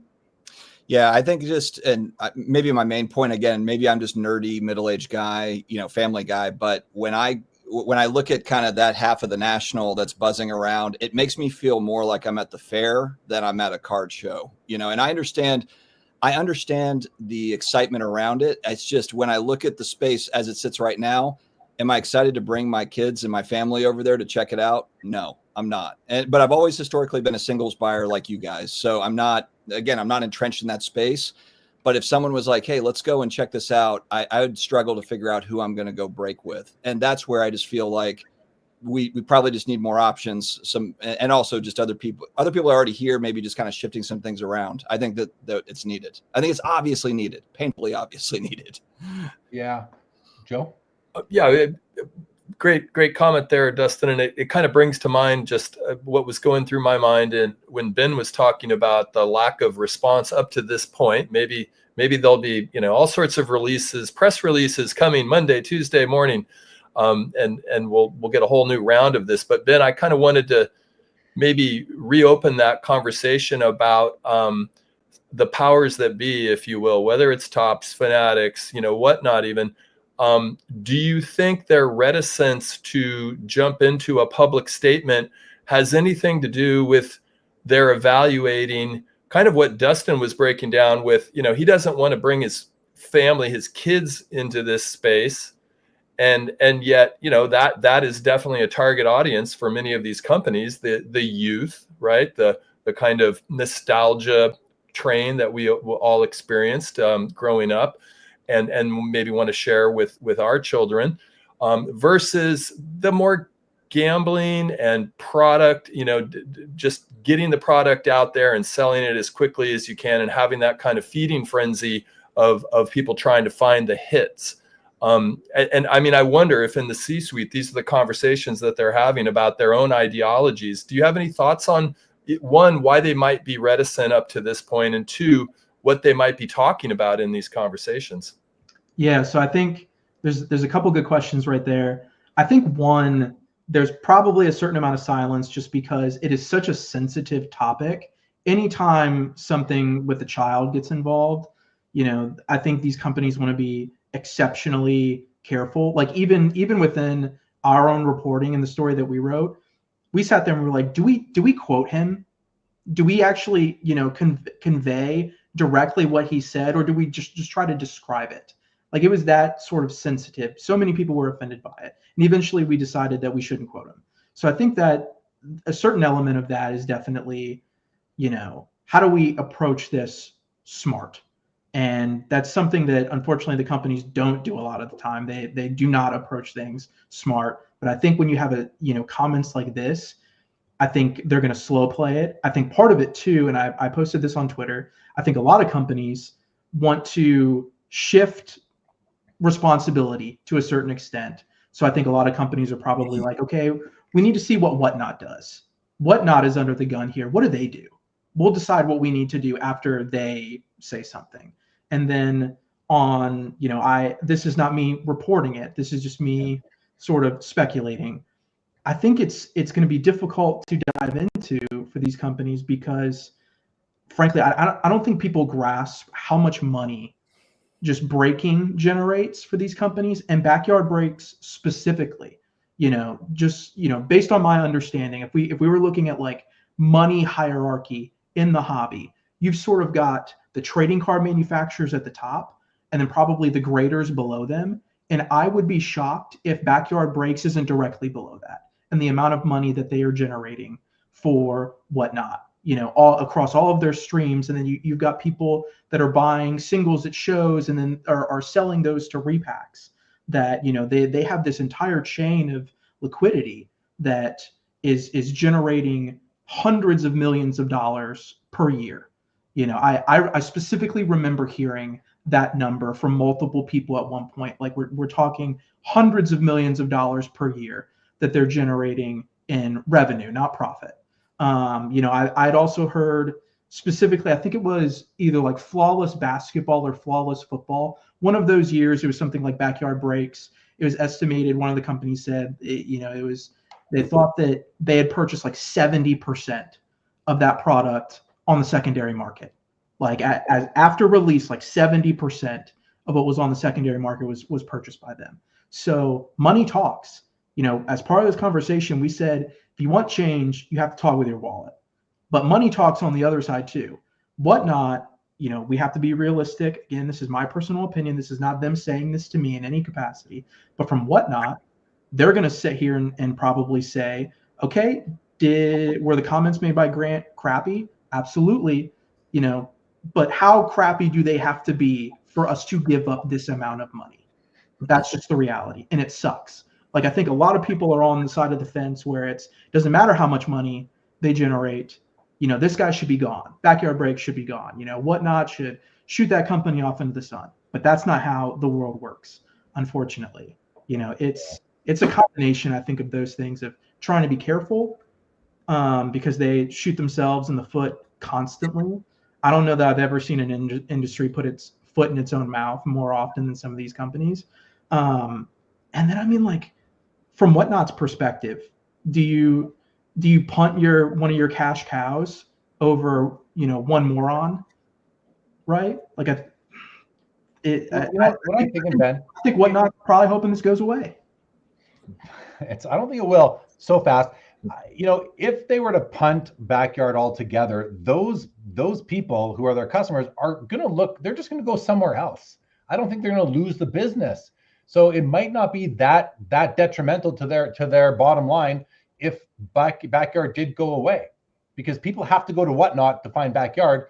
You find somebody else who's a more professional, I don't want to say professional, just doesn't say stupid things like Backyard does, and doesn't find themselves in trouble a lot of the time, if not all the time. I want to read some comments because, again, great stuff from this chat as always. And I want to start with Not Funny here. Says, might need a rating system for breakers, separate the kids and the adults gambling, telling inappropriate jokes. Yeah, it's tough to control, like who's in the room at the time, but possibly. Michael Ham says, the hobby has no oversight and has become a gamble. We know people have no control and continually chase. Yes, we do. We do know that. I don't feel like it's my responsibility to get people off of that, though, personally. Yeah, I'd like to see everybody not be a degenerate gambler, but like I got my own family to take care of too. I can't worry about strangers and their gambling issues. Bob Boozle says, large platforms and shows need to invite breakers with professional presentation and clean records. Yeah, that makes sense. Joseph Galante, without breakers, we would have no great single cards to purchase. It helps get great cards to market faster. It's needed, but nothing like Backyard. That is just stupid nonsense. Love the show, guys. Thank you, Joseph Galante. B Pencil says, as with anything, there's many good people involved in the hobby, but also, unfortunately, people who act poorly. Call those people out and educate others to stay away from them. That right there, that's a really smart comment right there, in my opinion, is, call the people out who act poorly and give your business to the people who don't educate people. And all we can do is send messages as people with voices or platforms in the hobby. Bob Boozle, without breakers, we'd probably have lower box prices and the cards would circulate anyway. They did before breaking. They probably would after, but the card companies might not like it as much because I think prices would come down. Steve Foley, good to see you, buddy. Welcome to the chat. Thank you for dropping by. Rubber Side Down says, for collecting, I do like breaking over buying hobby boxes. I can get the team I want and spend less money. That's what breaking's about. I have no issue with that at all. Cage says, Backyard has 100 people themselves. Think about how much revenue they generate.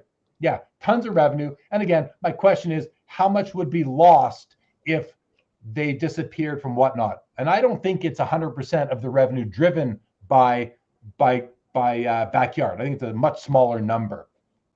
Okay.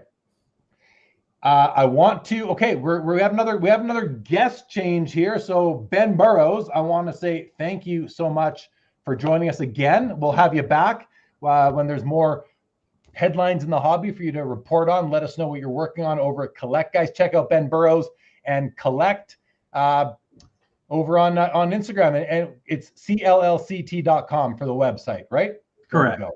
There we go. Thank you so much, guys. I appreciate it. Thank you, Ben. All right, we'll see you again. Take care, buddy. Before we bring on the next Ben, whose name is Ben Hossler, we will bring him on in just a minute. I want to do a couple more comments that just came in. And Justin says, I think singles would do better without breakers. Interesting. Vintage Card Collector says, I bet Grant, that's the idiot from Backyard, says, is too chicken to show his face at the National. I don't know. These guys, I think they think they're like impenetrable. I don't know. I bet he'll be there. I wouldn't be surprised myself. Dan says, breakers are good for the hobby, just like FanDuel is great for sports. Mm-hmm. All right. Okay. Dustin, we're going to bring Ben Hossler on the show in just a second. Ben Hossler, I see you down there. But so I will just tell a quick story about how Ben Hossler came to come on the show, guys. I happened to meet a gentleman who owns a company called Rolling Insights, and they supply data to fantasy sports sites and others, which maybe Ben will let us know about. And when I started thinking, it might be really cool to figure out a way or to present information that takes like athlete analytics and data and pairs it up with card data to see if there's any sort of I don't know, any correlation, any insights, anything that you could glean from it. and maybe help you decide on what to buy, what to collect, what to invest in, even if you want to invest in sports cards. And I'm not exactly sure what we're going to get tonight from Ben, but Rolling Insights is a new partner sponsor of the show, and we're going to do the Rolling Insights segment here every second week or so, twice a month here we'll see how long, for a trial period. And hopefully this works and you guys find this content to be very interesting. And with that, Ben Hossler, give me a thumbs up if you're ready to go. He's ready. And this guy's got streaming experience. Guys, please welcome Ben Hossler from Rolling Insights onto Sports Cards Live 2.0. Ben Hossler, welcome to the show. How are you? I'm good. Thanks for having me. First time caller. Jeremy, we've met. So Joe and Dustin, nice to meet you. Swapped out one Ben for another. I also have an orange beard. I also wear glasses. So really, it might not have been that much of a change, to be honest. Not much has changed. Not much has changed. Exactly. Well, Ben, why don't you give us a quick idea of Rolling Insights and what you do there, and then let's get into the act, because guys, he's coming with specific content here today, and I'm really curious to hear it. But Ben, give us just a quick overview. What is Rolling Insights? Let me put the banner on the ticker right now, guys. Rolling Insights, like a PSA 10 for sports stats. Rolling-insights.com. Over to you, Ben. Please introduce the company and what you guys are about. Yeah, so I'm the content manager here at Rolling Insights, and really we have two different products that we offer. We have the data feed side, which is geared towards businesses, right? We offer high quality data to these businesses that are looking to integrate it, real-time data, historical data, post-game data, all that stuff that powers these companies, and all sorts of different companies too, like a lot of different spaces and stuff. And then we have SportWise, which is more of what my content is geared towards, because I have a background in fantasy sports, daily fantasy sports. I've been a full-time content creator in that space for the last 8 years. So with SportWise, it's the ultimate kind of fantasy sports data analytics tool. You can create custom data spaces. You can upload, we're working on a tool where you can upload custom data into it as well. But there's all sorts of stuff you can do on SportWise. You can sync up your fantasy leagues if they're on Yahoo or Fantrax. We're looking to add some more sites to that in the coming months as well. And there's really all sorts of different things you can do. But yeah, it's actually pretty crazy how I joined up. I'm pretty new to the Rolling Insights team as well. I've met them through a couple mutual kind of connections and really just aligned well with the company. I like their vision. I think we all get along well, and they've never been in the content space. So that's kind of where I've stepped in here. And I'm excited for 2025, and I'm excited, obviously, here to be on Sports Card Live. Well, it's good to have you, man. And you are a pro. I can tell right away. You've got lots of content creation experience. So you're definitely gonna, level up the show here. Why don't you jump right in and or even first, I want to give Joe and Dustin a chance to maybe just say, was that clear to you guys? Do you have an idea of what Rolling Insights does, or do you have any follow-up questions before Ben gets into some of the data? Joe, you want to kick that off, then we'll go to you, Dustin, just in case you have anything there, just on behalf of the audience. Sounds like a dream job, and I'm excited to hear more. Dustin? Yeah, I'm not going to pretend like I understand everything of what you said, Ben, but yeah, I'm eager to learn more too. All right, so Ben, why don't you jump in and kind of just present what it is you want to present? Now, we don't have any graphics unless you have something you want to share, and I can bring your screen share on, or do you just want to read it? You can just also go verbally too and just run through, because he's going to talk about specific players and a few things, and we got 2 baseball players, 3 basketball players here. So Ben, over to you. Let's hear what you got. I've got my eBay pulled up, Ben. I'm ready to buy. Yeah. So, I mean, look, Smash that button, Dustin. Go. Yeah.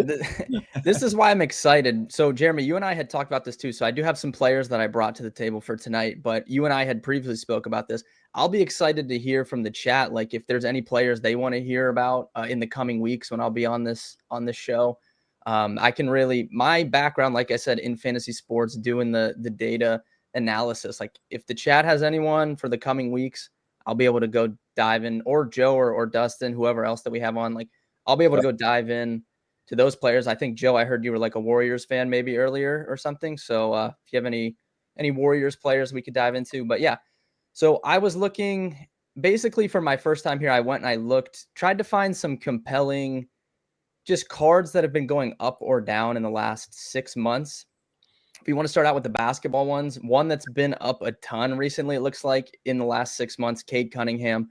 No shocker there given how he's played this season. Just dropped 40 the other night. First All-Star game appearance for him coming this year. Former first overall pick, obviously. So I kind of went back. I went into my data space on SportWise, and I created a data space with the last 3 years of NBA stats. And then I created my own kind of efficiency rating for these players in that data space. And it weighs, points, assists, rebounds, turnovers, all that stuff. And I wanted to look at the previous first overall picks to compare with Cade Cunningham. Paolo Banchero is a recent one as well. Anthony Edwards. Both of those guys over the last 6 months have also seen card increases on their cards. And both of those guys went to the playoffs last year for the first time and went on playoff runs. Cade Cunningham looks like he's on that similar trajectory this season. The Pistons, they're the 6th seed right now currently. They have not made the playoffs in his time there. So I thought that was kind of interesting. And like I said, I rated these guys out on kind of how they impact the basketball game, their efficiency. I was interested to see that Cade actually still, looking at last year and this year's stats, he still ranks 3rd among these guys in that kind of efficiency stat that I had planned out there in my SportWise data space, which I thought was interesting. Anthony Edwards was number 1. He was the only one of these 3 players with a positive number there, which I thought was interesting. So yeah, I kind of, Jeremy had told me, Joe, you're a big basketball fan, so I wanted to kind of get your thoughts on that and just your thoughts, I guess, on Cunningham in general, because when I looked at it, he was one of the top guys in the last 6 months for basketball that has seen, price hikes. Yeah, I mean, exceptionally interesting to me, someone that does sort of follow the box scores of NBA basketball games on the daily. I guess I would wonder in your metrics, it sounds like you were comparing Cade to sort of two players in so much as they had the notoriety of coming in as a number 1 pick, relatively young, maybe even consecutive draft classes number 1. So there's some maybe parallel structure there in terms of comparison. Where, if anywhere, does say something like the Detroit market come into play, or an Orlando market, which is smaller? Are your numbers purely statistical, or are there any other metrics that you incorporate that might involve larger fan bases, or even expanding from that? I think you mentioned playoff success, and that can, as we've seen, certainly factor into collector interest. Yeah, so right now this is strictly the stats. Like I said, we're going to be launching in SportWise in the coming weeks here an upload custom data tool. So if there's stuff that you want to look at that we don't have, if you have that, an Excel or something, a CSV, you'll be able to upload that directly into SportWise and kind of play around with it. But for right now, strictly statistical. And like I said, I was just looking at mainly last year and this year's stats. If I went back farther, Cade hasn't played that many seasons, but really this is the first time he's really kind of been stepping into what they thought they were getting when they drafted him first. So maybe by the end of the season, if I'm still coming on the show, we can take a look and see if anything has changed then as well. How about you, Dustin? Anything kind of pop into your head when Ben was going through it, what he went through? Yeah, definitely. I was thinking of it from a card collecting standpoint. Are you able to compare stats across players that are no longer playing? So maybe Hall of Famers, a lot of vintage card collectors. So comparing stats between those guys, and then also maybe comparing stats between those folks and current players, trying to draw distinctions and, comparing. I know with eras it's different, because the game's different, it's changed and all that. But I think that would be really interesting for data nerds, card collectors to be able to dive in and just see Wilt Chamberlain versus Jack or whatever, being able to kind of bounce all that stuff together and see what pops out. Maybe Drew Brees. You said it, not me, Joe. Drew Brees all the way. Dustin, that's a great question. So right now, I think our data, we can go back to around 2015, 2016. So not super far back. That's something though I personally can look at here. Like once we get this upload your custom data tool launched, I'll be able to go in and find that kind of older data from those older players, and I'll be able to put that in and play around with it. And we have a feature like on SportWise, I can publish my data spaces to the community, and you can go on and you don't have to do anything yourself. Like if I've made something and I publish it, there's a couple tools on there now that I've published to the community. You'll be able to go in and play around with it. So yeah, definitely something that I don't have available right now, but definitely can look in the future to add in that for sure. When I first met Ben's colleague who owns the company, which was at a card show of all places, believe it or not, I started thinking to myself, like, integrating player stats, performance analytics, all these things that I don't know much about, integrating that with card trends and performances. And Card Ladder comes to mind as a service to go look at historical sales data, as a service to build your own graphs, all the custom indexes that are on that site. I thought, maybe there's a good idea for some content here. And that's what this is. We're trying this out here, guys, because I feel like there's something there. And I want to almost appeal to the chat, to the audience, and even like hit me up in DMs, hit me up on Instagram, send me an email, leave a comment on this video of what would you like to see from Ben when he comes on the show next time. Maybe not just the name of the athlete, that's one thing, but also like what information could he bring us that could be useful in making card decisions. And listen, I'm not talking about prospecting, and I'm not talking about investing. Dabble in ways, many different ways and things. And so to the audience and say, is there something out there that you guys can think of that could be helpful or useful or interesting? A little there, I apologize. So Ben, decisions are there. What other value can you deliver here to the chat, to the audience, to the listeners on podcast, based on your intense knowledge and interest and passion for data and analytics, and then also using the Card Ladder tool as a complement to what you're already using? Have you used Card Ladder, and did you find it helpful, useful in maybe opening up that world for yourself? Yeah, I did. I think Card Ladder is a great tool. I've used it this week, obviously doing my research. That's where I was getting kind of the growth on these cards coming from, looking back at some of their data that they have there. And yeah, I think that there's room for us to grow. Like I said, we've never done anything specifically in the card space before, but you obviously met Steve and had your discussion. So I think that there's some stuff we can do within our data spaces, especially once we get the custom data upload running, that we can do with actual card data too, which I think would be really cool. But yeah, Card Ladder was great. I'm excited to keep playing around with it for the more that I'm coming on the show here. Right on. All right. Well, and I assume you've got your eyes on the comments in the chat, so you can monitor that as well and see if there's what other opportunity. Like I see right here, Mike Petty says, "Show me a 30-year trajectory of Mickey Mantle." I don't know what he wants to do with that, but is that something that you're like, yeah, I could do that? Yeah, I mean, I don't know, like if I distinctly would have if we're talking about 30-year trajectory of the card information, that would come more from like a Card Ladder. But in terms of his, like, I can go back and analyze his stats and see with the vintage players like that, when we're talking way back like that, I mean, there's really not much I can dive into right about Mickey Mantle. We kind of know what he is, any of those old guys. So I guess that just comes down to, what the market's doing in kind of public perception. You would know more than me, Jeremy, about why some of these cards, especially the older ones, like why they go up or down in a given period, right? Yeah. So I guess for you and Rolling Insights and, coming on the show here and, doing the Rolling Insights segment, which we're going to do a few times, it's more for active players. And I think to have this segment have the most value, we want to talk about players that are currently playing and maybe seasons that are currently on, right? So basketball is great. Football, we have the Super Bowl coming up right away. Have you been doing any work, any analysis of the teams going to the Super Bowl here next weekend?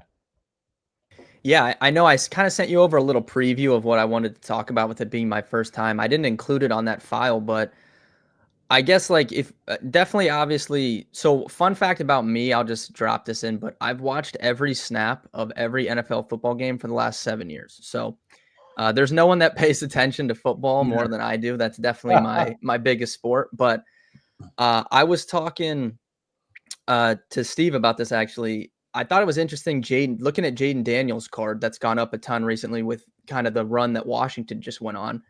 And then I was kind of looking to compare that to Jaden Daniels, only the 6th quarterback to lead his team to the championship game of the conference, right? Most recently, Brock Purdy. So I kind of went back and I was looking at some Brock Purdy cards, a little bit of a different situation since he was the last pick in the draft, whereas Jaden Daniels was expected, I guess, to be good, getting picked 2nd overall.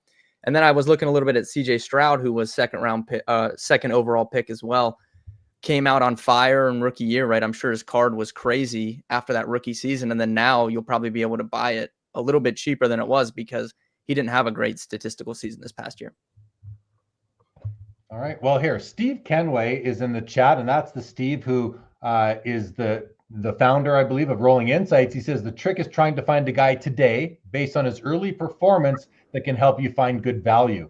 So Socrates here says, so it's for finding cards that will increase in value based on current player performance. And maybe that's what it is. Maybe in terms of our collaboration, Ben, and we can discover this as we go. We don't need to be perfect right out of the gate. That's the beauty of this and a very nice, patient, and supportive chat is that we can figure out how to build this segment into the future and make it something that the audience really wants to hear. And I think, to me, it does make sense to be active players and maybe even, younger players as well, not those veterans whose careers are mostly set and we know what they've done and how many championships they've won, individual accomplishments and so forth. And perhaps we can actually look at, just because one thing it's important for me, Ben, is to, and Dustin, I want to give you a chance to ask Ben a question in a moment, but one thing I want to be really sensitive to, Ben, is that I don't ever want this channel or this panel to be giving investment advice, because we just don't do that here. We just don't. But I think if we can give some insights and people, use it for what you will, this is what we're seeing, but we're not going to ever tell anybody to go buy a card or invest in a certain player, because players do stupid things and bad things happen. And, but I think it's still interesting. And and just the Rolling Insights service has some great potential, I think, overall for, sports, people that are interested in sports. Let's see what Steven says. It's an interesting point. We have injury data. You can map an injury to a drop in prices. Yeah, for sure. And I think, Steve, that's something that also, we expect to happen. We know that's going to happen. But if we can now show the data and say, look what happened here, and pair it up to the injury, pair it up to the big game, the hot streak, that sort of thing. Steve says, I would love to marry this data space with Card Ladder data. Yeah, I mean, imagine going on to Card Ladder, looking up a card, and then having a link to that player's recent performance as well. I see big potential there. That could be pretty awesome. Before you respond, Ben, Dustin, do you have any questions or comments for Ben? Actually, what Steven said there was exactly what I was going to say, is it would be really cool to see it kind of matched with Card Ladder data tool. And also for the other side of that is maybe to see if a player's prices are overpriced, meaning that, maybe there's a lot of hype around a player and the stats, that are coming through, you could maybe compare that with other players and then feel like, okay, well, is this overpriced? Is it a little bit overhyped? It's just another data set to look at when trying to make decisions. So I think that would be really cool. I know with Chris Hoge in particular comes to mind at Card Ladder because he does efficiency ratings and how many MVPs. I mean, I'm pretty sure the main reason he PCs Jokic is for that exact reason. Jokic is a big man. He doesn't fall into the typical hobby guy that you're going to collect, but he's the most efficient player in the NBA. I think that's a big reason why Chris got into collecting him. That's a part of his analytical mind. So being able, he's already kind of doing that on the back end, and this would kind of help maybe the average collector to be able to do it better too, like do it with them in a sense. And guess what? I got a surprise for everybody. In about 10 minutes or in 5 to 10 minutes, Chris Hoge from Card Ladder is going to come on. Dustin, you'll slide off. Ben Hossler is going to remain on. And we're going to let Card Ladder talk to Rolling Insights directly and, just sort of have that thought. And then, Ben, you'll slide off and we'll get into one of Chris Hoge's intellectual discussion topics for sure. Mike Petty says Ben's analysis could be very useful for high-stakes fantasy sports. I think that's, I don't know what high stakes. That's a good shout. That's literally my background. So yeah, it's a good shout from Mike Petty there. Yeah, and I think that's like, is it true, Ben, that Rolling Insights supplies data to like Yahoo Fantasy among other sport daily or fantasy sport platforms? Yeah, and then like I said, if you play, I guess like if you play fantasy sports as well, I can go into SportWise in my data space and I can sync my Yahoo League or Fantrax, either one, into my data space, and I can see my team. I can see every other team in the league. I can use it to, look at waiver wire pickups and I guess figure out who to start, sit, all that stuff. Yeah. Right on. The professor says, would another application be mapping out raw versus grading performance? That's not a sports data thing. That's more to do with the holder the card is in, Ben. But you're nodding. So what are you thinking when I read that out? Yeah, I just think that's an interesting question because I'm more like, in terms of the hobby, I would say I'm new to the sports card thing. My background is analyzing sports. I watch sports all the time, but I've never really been into the sports card scene, I guess. And that was a question that I myself had just posed to Steve. Obviously, I think he's into cards because he met you at a card show. So I said, coming from I do like TCG stuff, investing in that. So I was like curious, like how the grading stuff works for sports cards because, from my experience there, like it's so important if you're doing Pokemon or something like that when they get graded. But like I didn't know how that would work for sports cards specifically for grading, especially some of those like older cards and stuff, or like the jersey cards that I think it would be hard to 10, Guys, we've got a nibble here for a new entry into the card into our card world. So yeah, Ben, we can have offline chats about that for sure. You can start following a bunch of the people. If you go to my Instagram, look who I'm following, look who follows, build out your card knowledge. I think that would probably go a long way. Joe, over to you. Yeah, I'm sorry I didn't do my homework, Ben, to really maybe see what else is out there, but it's a question I have, and I'm guessing with Hoge coming on, he might ask this question, or maybe he already knows the answer. But it's around sort of your methodology for evaluating players, and I'm a layperson in all of this, so I've heard things like true shooting percentage or PER, defensive player value shares, that kind of stuff. But is there anything, maybe like without necessarily giving away proprietary information, is there anything that you would say your methodology is maybe more keyed in on than say other analytics? Yeah, I mean, I'm a big believer in data for the analysis, analytics, all that stuff, for sure. I think it's probably a sport by sport question though, for basketball specifically. And I saw someone in the chat earlier had asked what's the like basketball equivalent of WAR.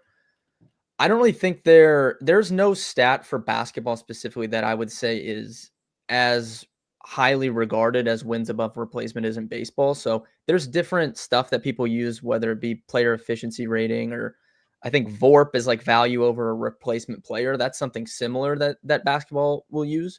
But I wouldn't say there's any one stat for basketball specifically that's as highly sought as a wins above replacement is in baseball. But yeah, I mean, I'm a big believer of analytics, especially for fantasy sports. I think that it's just such a big, I mean, like I've been doing this for 8 years. So back around 2016, I feel like is when we saw kind of the transition towards that. And we've seen that in actual sports leagues as well. Like now, if you look at where analytics is being used by teams now, baseball was super ahead of the curve on that. If you think about the Oakland A's and all that stuff, but even NFL teams now that implement the use of the analytics, it's night and day to where it was 10 years ago. And there's still some teams that are lagging behind, but I would say most of the good teams, it's not everything, but they're at least on the forefront of the direction that it's kind of heading.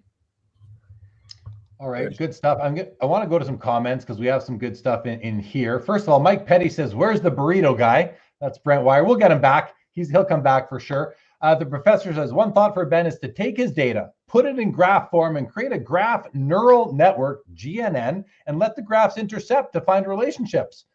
What do you think of that for a suggestion there, Ben? I'm open to all chat suggestions. I mean, this is, like I said, new for me, new for Rolling Insights. So I can deep dive into some of these players that people are interested in, and we'll kind of see where it takes us.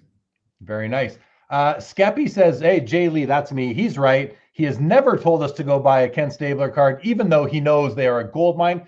That's right. I won't tell you guys what to buy. However, when I'm doing like auction coverage shows and I see a card that I just think is beautiful for the grade, I'll be like, guys, this is one. If you're looking for this card, this is one you want to buy. But that's different. That I'm happy to do. Ziggy Nose says, "Very cool tool. Playing around now. Thank you for sharing. When will I have to pay?"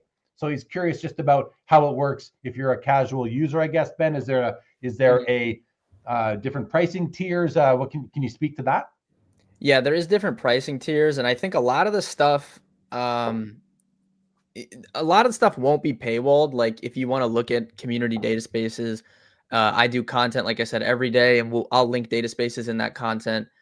Steve has done some cool pieces on like NFL survivor pools and stuff. So we have a survivor pool kind of data space that's free. So like a lot of times just viewing the data spaces, that's not going to cost you anything. There is some different pricing tiers though, if you want to get in and sync your leagues up and play around with it. So the website, guys, is on the ticker right now. It's also in the video description. You can link right to it and check it out. But company owner Steve Kenway says, "I love cards," all caps. I mean, I didn't even know that he had this company, and we were talking cards at my booth at the card show about 2 months ago. So I can vouch for him. He's a card guy. He says, "Here's another interesting one. It ranks points per game increase by season." Pretty cool. Webo2 says, "Would be interesting to see Ohtani's 50 home run stretch mapped with sale volume / amounts and Ovechkin's goals and his injury earlier this season." Yeah, there's some good opportunities there for some interesting data presentation right there, Ben, I would have to say. Stephen Kenway says, "For hockey fans, Macklin Celebrini of the San Jose Sharks is #1 right now."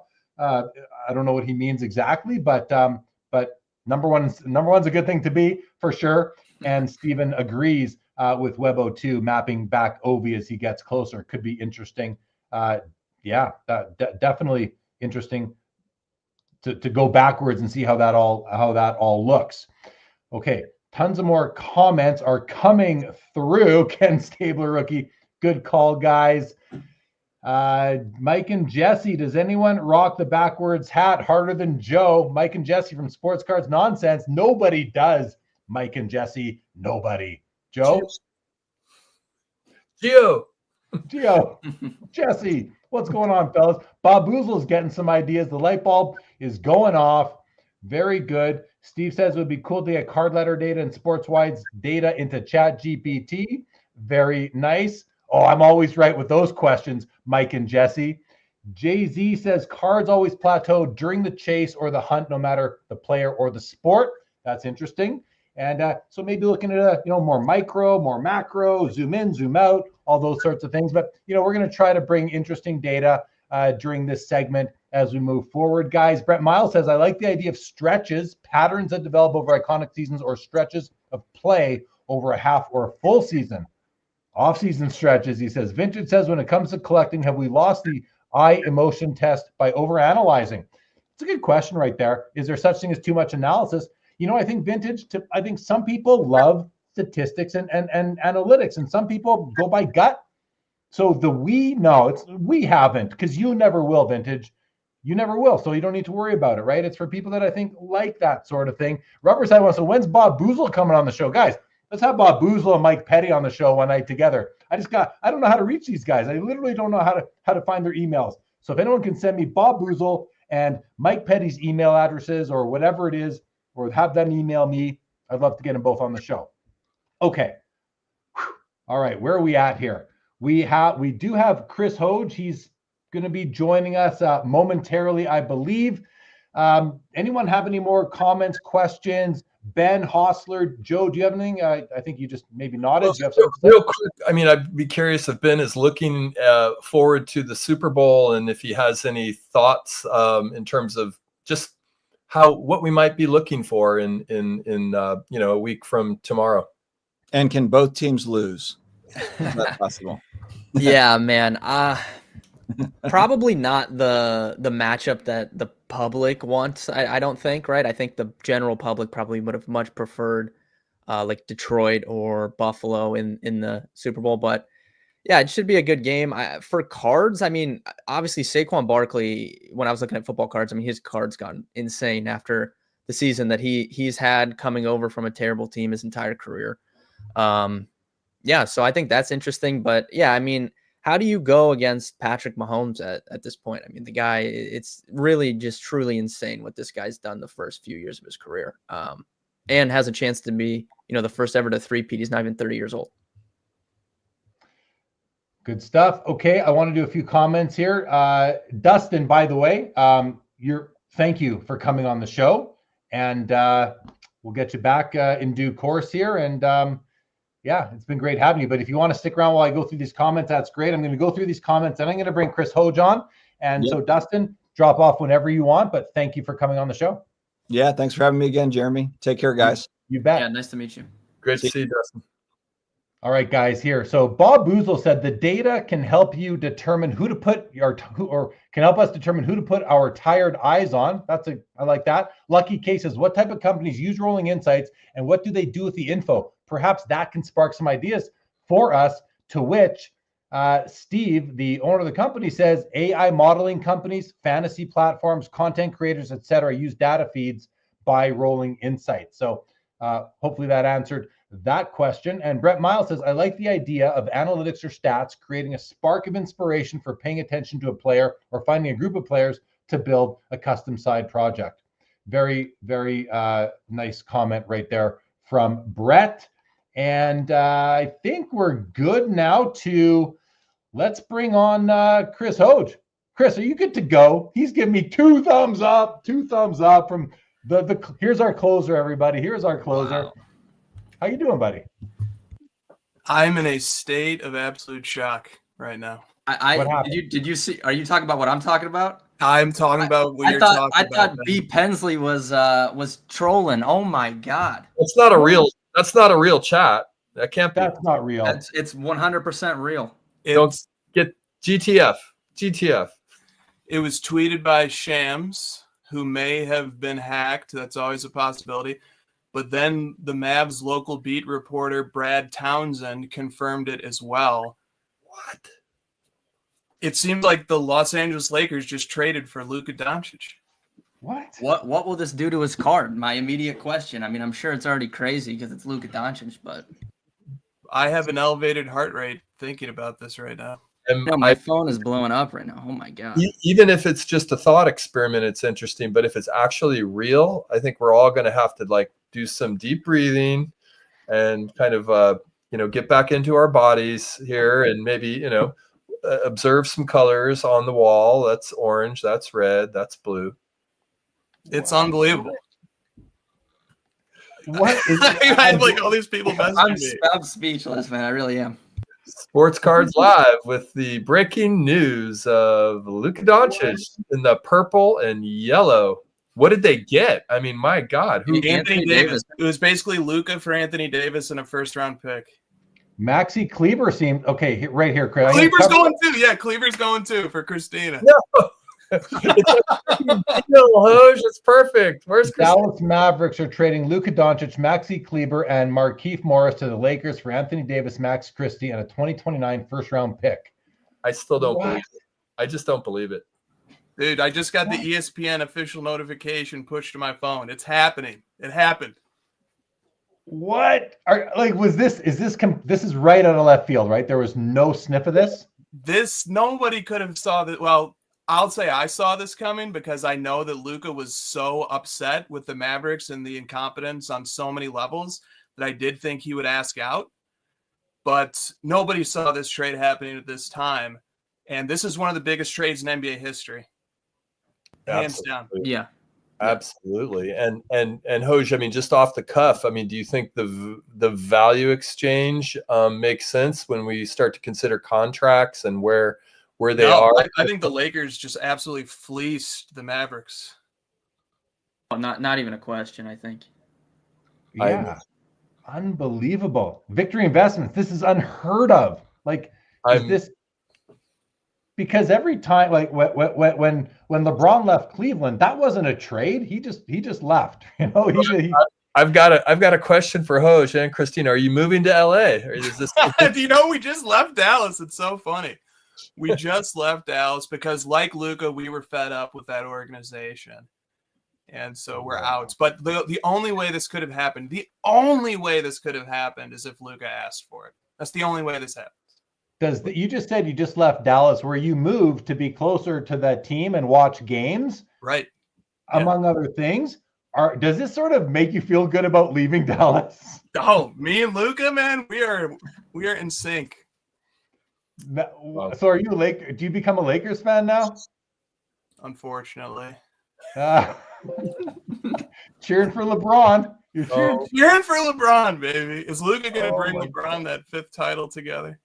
Oh my goodness. So Ben, this is like an opportunity to look at not a statistical thing, but people are saying, in the chat, his values are going to go up. How do they not? I mean, how do they not? And I mean, this is unprecedented. I mean, if you think about LeBron James, when he is notorious for leaving teams just completely like they have nothing. It will take years to rebuild a team when he leaves. And by them doing this, I mean, he's at the end of his career, right? This honestly, this year might be the last real ride for LeBron James. So having Luca Doncic, who in my opinion is one of the most comparable players play style to LeBron James, like a 1-for-1 swap out when LeBron's done, it's just insane. I'm speechless. They don't miss a beat, right? They lose LeBron, they bring in Luca. It's not one after the other consecutively, but yeah, if LeBron's done, this makes it so much easier for the Lakers to bring in a bona fide top guy. Unbelievable.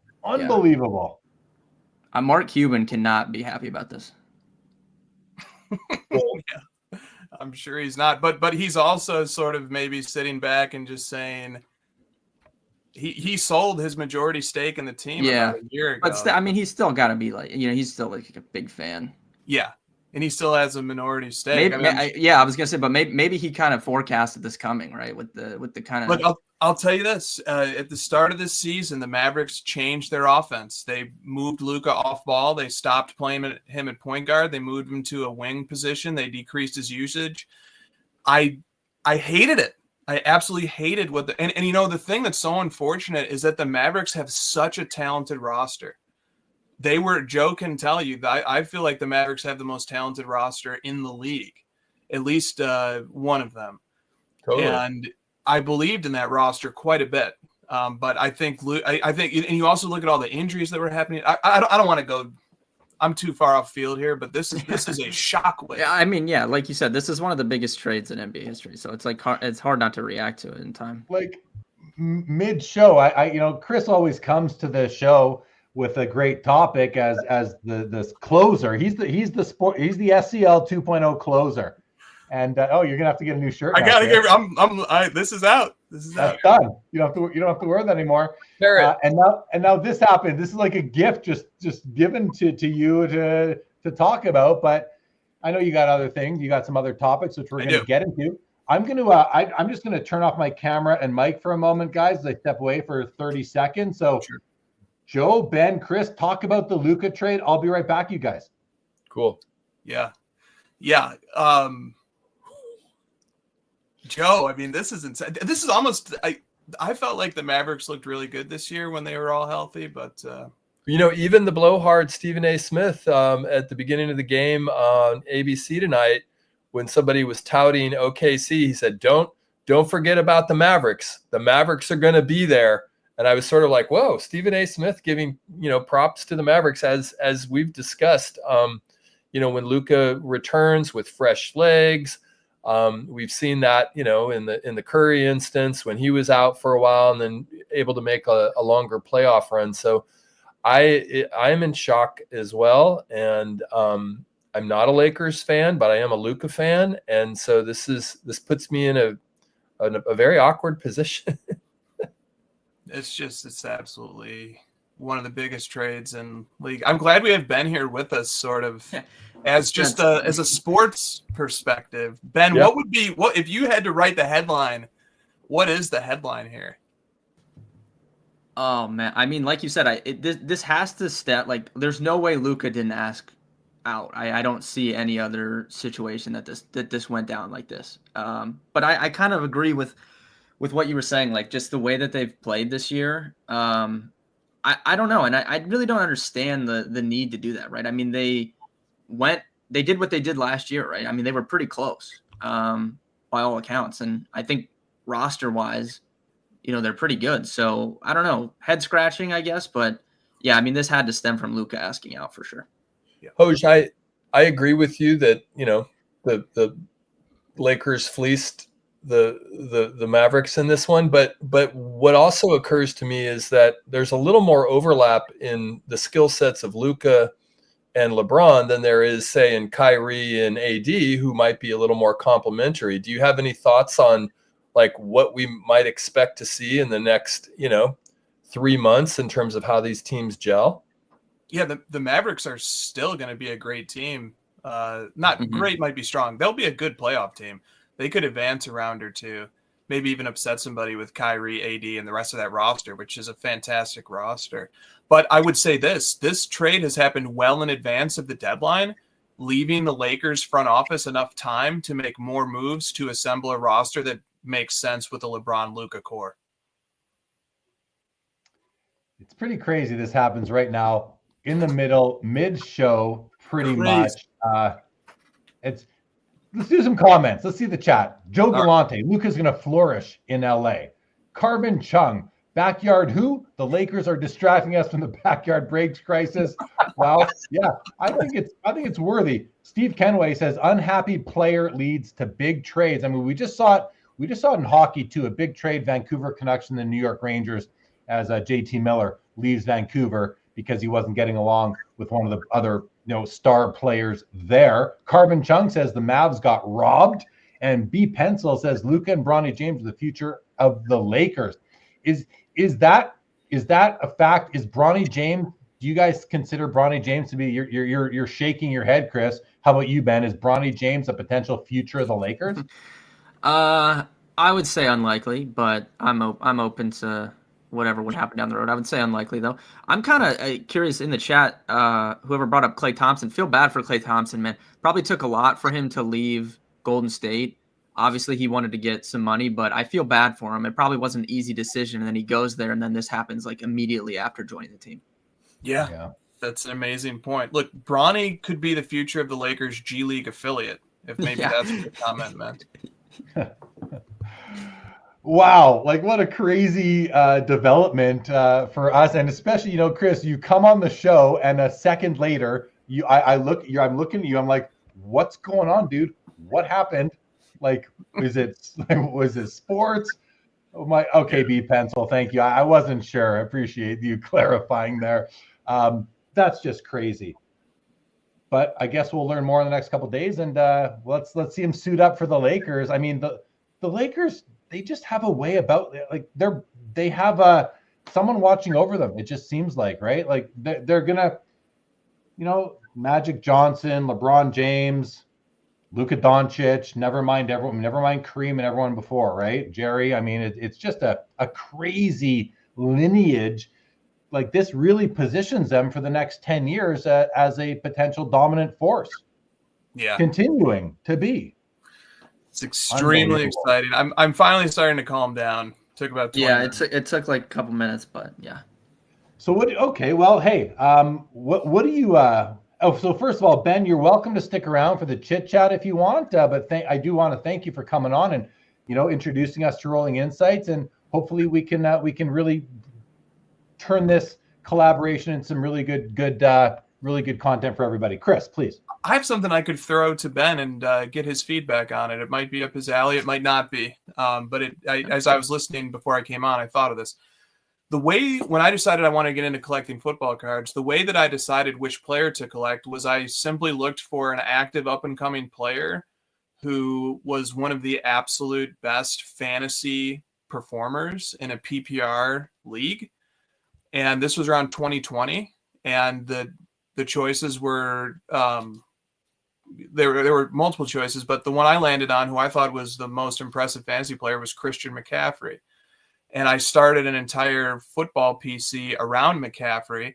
And then that journey of following his career led to all sorts of adventures, some not so good, like when he went down with some injuries for his the final end of his career with the Carolina Panthers, but some that were really nice, such as that connected me and Joe a little bit more when he went to the 49ers, and then he was part of that team that took the 49ers to the Super Bowl just last season, and even to the overtime of the Super Bowl against baby goat Patrick Mahomes. And so here's my thought.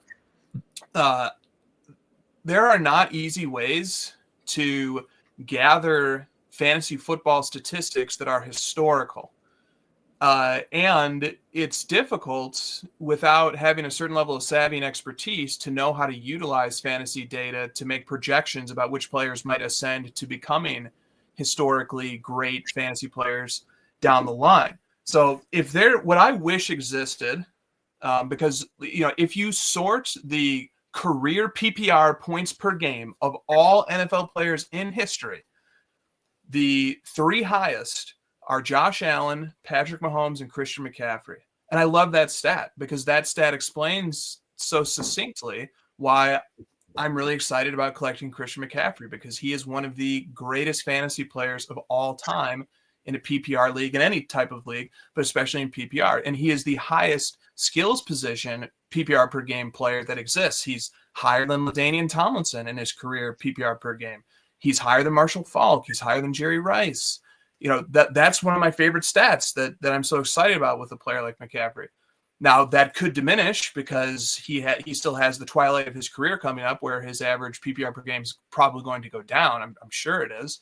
But right now, he's right up there. He's the third highest among players at any position, the first at the skills positions. So if there was a database that existed where I could really easily look and sort players based on their fantasy metrics and simple metrics, I can't be asked to do too much filtering and sorting. I really need a fantasy catch-all, such as PPR per game career, to just give me a ranking of who are the greatest fantasy players, and maybe let me sort them by position, let me exclude QBs. And that is a really interesting way to find players that are fun to collect. That's the historical perspective. And then I'm sure that Ben and some of the companies that he works with, they do projections too, because that's a really big part of fantasy, is trying to figure out who the next player to break out is.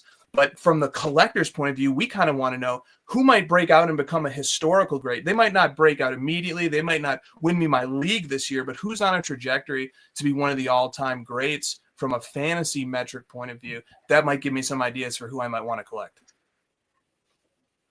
Yeah, I think that's great points. I do think that there has to be a crossover between fantasy performance and kind of what you were saying. It just makes sense. So I do think that's something that we could paint the picture of, definitely. And that's why, when I first came on and Jeremy was talking about, we want to be cautious about giving financial advice. I'm definitely not here to give financial advice. I'm not here to provide I'm not coming on here to say, go invest in this card, go do that. I like doing this because I like researching players. I like watching the sports, and I like what the data tells me. There's no bias in the data. The data is what it is. The numbers say what they are. So, someone can give me a player and we might think, hey, that player is probably a good buy. And then we'll go look at some of the efficiency stats or whatever, and they grade out bad, right? Like the data says what it is. There's not, it takes the opinions out of it. So that's why I like doing this, but I completely agree. I think me personally, I am good at identifying players like that. Like that's kind of what my background is as well. So yeah, I mean, I do think there's a crossover there, most certainly. And it's something that we could look into building a data space that fits that need for sure. Well, company owner Steve Kenway here, Chris, says, here is the Christian McCaffrey Mahomes draft class. We could build a calculated data point to compare the players, running back, quarterback, etc. In 2 weeks, we can put together a single ranking for that draft class. So I don't know I don't know what that all looks like, but that's what he's offering. So definitely a very versatile service is what I'm picking up from that. Yeah, there's tons of different things you can do with it. And then me specifically, more so, I mean, I analyze all sports, obviously, and all aspects of football, but I would say my strength would be wide receivers. So if you have any questions on wide receivers, Ben, can I just ask you, but I don't, if it's a trick of the trade or it's something that you have forthcoming content on that you don't want to discuss, but do you have any wide receivers that you like to become, top 5 in their position next year? Yeah, so two that I was really high coming into this past season were Jackson Smith-Njigba and Ladd McConkey. Both of them had very good seasons. Ladd McConkey specifically, I wouldn't put him in the tier of a Justin Jefferson, Jamar Chase, that level, but I mean, when you look at anything that you would want from a wide receiver, he's already one of the best route runners in football. He can gain separation whenever he wants. And I think in today's version of the NFL, we've seen it really since I've even started creating content. When I started creating content 10 years ago, you would see more of these bigger, bulkier, contested catch guys. Even if you think of like a Kelvin Benjamin where he got drafted, right? And then look at the guys that get drafted now. They're smaller, shiftier. You really just need guys that can get open with how the NFL is played today. So Ladd McConkey, I mean, he can get separation. He's a great route runner. And then when he comes out and ran a 4.3 like he did at the combine, I mean, that's like a rocket ship, right? When you have someone that can already get open like that, and then you combine that, no one was expecting him to run that fast. So that's someone particularly I'm really high on for his career, and he's tied to an elite quarterback in Justin Herbert. So, you don't have to worry about anything like that. You like that answer, Chris? The players? I mean, it's fantastic. I mean, I know where the Ladd McConkey Prism Black Finite 1/1, which is one of his 2 best rookie cards, one of his 2 best cards probably will ever be made. I know where it landed. I saw the collector who picked that up. So I just do you need to go grab it now? Do you need to go make I don't think I could pry it out. The guy who landed it is a pretty big Chargers fan. He's a huge Herbert collector. I'm sure he's excited to put he has the Herbert Prism Black Finite. I'm sure he's happy to put the McConkey with it. Yeah, McConkey's a super exciting player. I remember that a viral video came out during the playoffs or right around the time of the playoffs that showed him doing the cone drill, and the speed was just insane. That's a great pick. If I'm a collector and I'm just sort of thinking who might be really fun to collect, that's a pretty fun player. That's what this is about. It's having fun and trying to find players we can get excited about. Exactly. And go ahead, Joe. You go.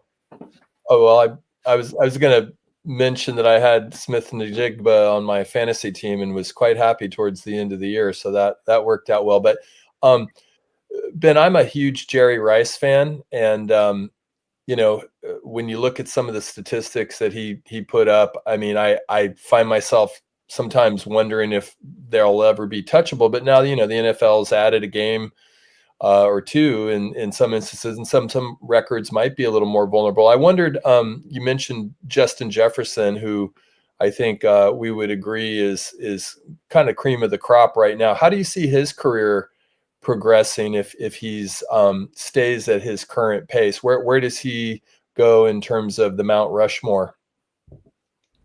Yeah, I mean, it's tough to argue it. I think he'd definitely be up there. It would depend on longevity, obviously, but I mean, the stat that a lot of people will quote is Mike Evans' 1,000-yard streak, right? Like, he's the only one that's done it other than Jerry Rice, whatever, like every year of his career, all that stuff. Jefferson's on that trajectory, right? He just hasn't played as long. And I'm sure there'll be others in today's landscape of the NFL with so much passing. But yeah, I mean, he's as good as it gets. I like that he had a very good season this year, even with an uncertain, I guess, quarterback situation coming in, because he had the same quarterback for his whole career. You don't really know how that's going to pan out. Luckily, I would say he's also paired to a very, very good schemer in terms of offense. So that can kind of mask quarterback play, right? We saw that with the whole season with Sam Darnold, right? No one was, well, I did have a comeback player of the year prediction for Sam Darnold. So when you have a good play caller like that, you can mask it. I think JJ McCarthy he'll be better than Sam Darnold or whatever Sam Darnold did this year. It's probably not going to be that big of a drop off. So I think he's set up to go on as long as he can stay healthy, I would agree. Yeah, I think he is set up to have he can have monster years for the next 8 or 10 years, depending on. He's not one of those guys that I think would fall off quickly either.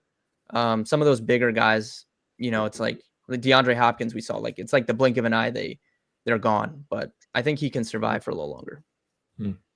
Thanks. All right, let's go to a few comments here, fellas. We've got Splendid Sports Card says Anthony Davis has reportedly already gained 10 more pounds since being traded. Bob Boozle says Lakers will have two of the biggest whiners of officiating in NBA history.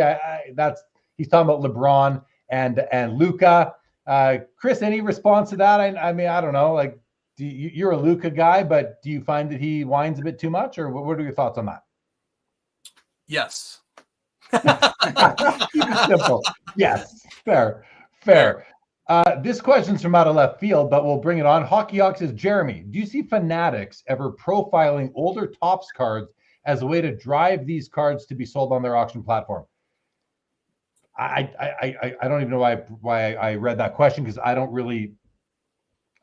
see it. I just don't know. I don't know. That's a really weird strategy to me, hockey. So I'm going to go with no. I don't think it makes much sense. USMNT says biggest sports trade in ages happens, and hockey wants more backyard break talk. Bob Boozle says AD must be an emotional wreck, and Mike Petty says McConkey is almost as good as Edelman. Oh man, dude, Julian Edelman ran like a 4.6. I don't even think that. I mean, other than skin colored, I'm not sure of the comparison there. Well, hey man, that's great. Like, good.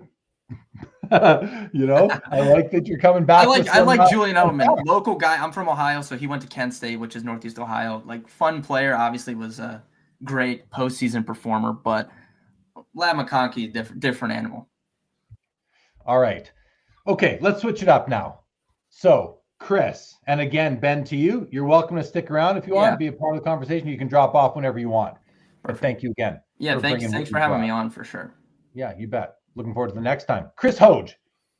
And I don't know if Joe can hear us right now. He maybe had to get up and hit the men's room like I did earlier. But Chris, you always come with Joe's back. I want him to hear the topic that you want to bring, the discussion point. Let's have it, buddy. What are you thinking tonight that does not have to do with Luca Doncic or backyard breaks? Or if you want to opine on backyard breaks and what happened there, you're welcome to. Thank you. I won't. I spent 15 to 20 minutes talking about it on the crossover last night, which is on YouTube and podcast channels. So I don't know that anybody cares to hear my opinion, but if they do, it was given. And I think I'm really aligned with you, Jeremy, and with your guests. And I thought you guys did a nice job of covering from a number of perspectives. And this thing is going to continue to unfold, and it's going to develop, and it's going to shift into a phase of, shock and disgust, and into a phase of what is the goal and how are we going to achieve it, and what are the methods that are going to achieve it. The petition is a step in that direction, but there probably still needs to be some more specificity. But I think there's Whatnot should come out and say we're doing an investigation or something. We are aware of it. I think acknowledging it would be a really helpful thing for them to do. But maybe there's good reason for them not to do it. And if I can look at the glass as being half full, I think that when you to make not to make light of the issue, but to use a sports metaphor to illustrate it, when you're watching a review of a hockey game, an official review, and they're looking at a play, or you're watching a football game and a basketball game, when you're looking at the review, the longer the review takes, the likelier it is that the call is being overturned. And I think here, the longer it's taking for this to be investigated and looked at by the companies who are involved, the likelier it is that they're formulating something pretty strong, or at least that's my hope. So yeah, I agree. I said something very similar earlier that there are discussions happening most likely. So, all right, on to your topic du jour, Chris. The topic du jour is this: springs from a collection with another collecting friend. And I'll give a little bit of a preamble to it, just because there's context to make it more relatable. But I'll just give it the topic right now, and then I'll give some color to it. The topic is: do you, Joe, do we need to have skin in the game before we can criticize a certain category of cards? And so let me give some background and explain what that means. So not that long ago, a few months ago, maybe half a year ago, Josh and I were playfully bantering on the crossover and said some things that were pretty harsh about the 52 Topps mantle. Okay. We don't own vintage baseball cards. Relax, everybody. Relax. Okay. Everybody. First of all, we were schooled by several collectors who were very kind and sort of, pointed out sort of the hypocrisy of us using the iconic 52 mantle image in our show's cover. Yet, the gist of what we were saying was that it might be an overvalued card, but that type of comment is exactly what this is all about, which is we know next to nothing about collecting vintage baseball, and we weren't being serious. I mean, we were just sort of we weren't treating it with life or death seriousness. We were just firing off takes as collectors do, and that's fine.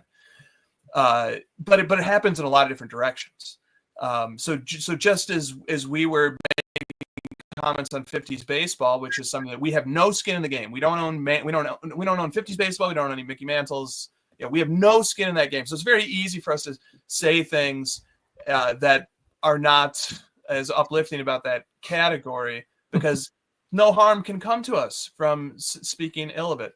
Whereas if we did collect it, some harm could come to us if we spoke ill of it, and somehow that impacted people and made them less likely to collect it. And also, we might have our incentives change. When you own something, suddenly your incentive and your perspective can sort of change, and you're almost incentivized to speak more fondly of it. But it can go the other way too. So I have had conversations with amazing vintage collectors who are very critical of aspects of ultra-modern cards. And they'll point out that there's too many parallels and these players are unproven. The players aren't as good as the players that vintage focuses on. There's too much prospecting. The cards are too gimmicky, too many insert sets. Lots of criticisms get levied. And so here's the point, all right? Now to bring it back to the question. Should you have skin in the game? Do I need to be a collector of 50s baseball before I can opine on the 52 Topps mantle? Yeah, it's a great question, and I can see both sides of it. And we already had GC came out and said, yes, skin in the game is a must. So let me present a scenario to you. Okay, maybe I've owned let's just use 52 Topps mantle because everybody knows what it is. Well, maybe I owned a 52 Topps mantle 15 years ago, but I don't anymore. Maybe I've been a collector for 40 years and I've grown up observing the card and its trends, but I currently don't own one because I sold my last one because I had to pay for surgery, whatever. I don't have skin in the game, but I got 40 years of experience. So in that case, I think you can say whatever you want about it. I think you've earned that right. So the simple answer to the question is no, you do not need to have skin in the game to, in my opinion, to talk about with any level of authority on any category of card. If you have been there, done that before, you might not have it in the current situation, but that's not really what you're talking about. That's an extreme. You're talking more about, no, you've never been in that niche. You've never collected that sport, that category, in which case I might have a different thought. But then I think of this situation. Okay, listen, I've owned a couple Pokemon cards in my life, but right now I have no interest in Pokemon. People, stop telling me to pivot into Pokemon. It's never going to happen. Not that I might not buy a nice collector creative Pokemon card, but I'm never, anyway. It's so easy though, for not anybody, but it's so easy for somebody to go buy themselves 50 Topps mantles, a little bit expensive. So let's bring it and make it a little bit cheaper and talk about, I don't know, a 2018 Prism Luca rookie, right? Yep. I don't own one right now. I've owned one in the past. Could I go poop all over that? Well, sure I could, because to pass the test, Chris, all I have to do is jump onto eBay or Fanatics Collect or whatever platform and go buy one for $200. Is that the price I have to? Is that my admission fee to now be able to talk about it? Even on the mantle side of things, somebody could simply go buy a 52 tops mantle if they can afford it. Now they can talk about it, even though they're fresh into the hobby 3 weeks ago. No, so it takes more than skin in the game for me to give somebody to put value into what somebody's going to say about a card. You could be an expert in many different areas of the hobby, many different eras and sports and teams and sets and brands and all that, but not own any of them. And you could say something about it, and I think you'd make some very valid points. Where it gets touchy is when it comes down to, are you hyping your own stuff because you're going to sell it? Are you trying to build the value and all that? Because, well, you and I have a good friend in the hobby on Instagram, a very prolific Instagram account, MK Sports Cards. And he talks about cards all the time, but he's not out there selling them. I joke around. I say he's the biggest influencer on Instagram because people listen to what he says. He's got a big following, but he's not out there telling you what to buy or sell or even doing that himself. He's mostly just buying all the time. So someone like that, he could easily go buy a card. He could easily go buy a 52 tops Mickey Mantle. But when he talks about it, am I going to listen? No, because I know that give him a couple of years, maybe I would. But I know that he knows nothing about it. He just had 50 grand laying around. Lots of thoughts there. Lots of ideas I'm having as I ponder this idea.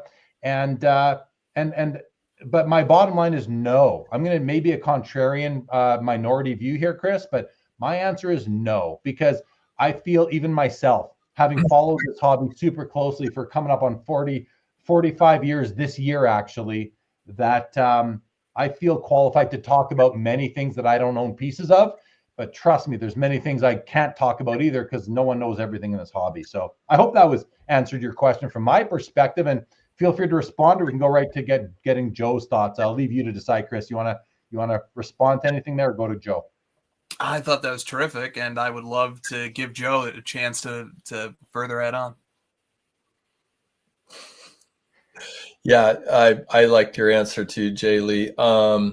I remember that episode, and I remember my skin, my hackles getting raised, even though I've never owned a 52 mantle, right? So I guess I would start with, acknowledging that if you don't own a 52 mantle, there's a chance that there's something behind that, right? In the first place, like it probably reflects something about your collecting interest, which we might, qualify as a bias, right? And we all have biases, and proclivities towards what we're interested in. So, in from that respect, I would say, I mean, do you need skin in the game? No, but maybe you just need the context that everybody's tastes are different. And so your tastes are different than my tastes. But kind of, zooming out a little bit on the question, I would say that, it really depends. Like, I wouldn't say yes or no. I said it depends. It would depend on the experience and knowledge that the person making the judgment has. And I think in the case of the mantle, for instance, having the lived experience of knowing how important that card was, even as far back as the 70s, 60s, like, and kind of watching it be this icon in the hobby, that's a really important ingredient in understanding the magnitude of that card, because it's not something that just became valuable, in the 90s or the 2000s. It's been valuable and seen as an iconic card for decades upon decades. That said, the counterpoint to that is, and what I actually feel is, on the it depends side of things, are you supporting your argument with good data, with good examples of why you feel that way? If it's just a feel thing, like, I don't like it's a beater card and not that interesting. But if you can go to pop counts, if you can kind of compare certain kind of corollaries, if you can get into the analytics of why you think that card might not be, then you might not need proverbial skin in the game to make a good argument, right? So it's kind of like I would always tell my English students, I don't care what side of the argument you take. I want to see how well you support your thesis. And so I would kind of, land there on this question. How on that particular night, I'm not sure you guys were supporting your thesis as well as you could have. But I don't doubt that if you and Josh put your minds together, you could actually probably formulate a very reasonable, well-wrought, cogent argument as to why the 52 mantle might not be as iconic and or as rare, scarce, or desirable as the price tag indicates. You might. Yeah. And Chris, I mean, let's be clear. We're talking about Mantle now, as is the chat, but this isn't just about Mantle. This is not about the Mantle card specifically. This is about simply the topic that you presented is, do you need to have skin in the game to make comments about any class of card, a specific brand, a set, a year, right? We're not just talking. We're using Mantle as an example, as an extreme example, because just like here, Ben Burrows makes a good comment. 52 Mantle is one of the best and most important cards of all time, but I'd honestly buy so many others before it if I could afford one because it just doesn't have a place in my collection. Doesn't mean he doesn't know about it, but it's.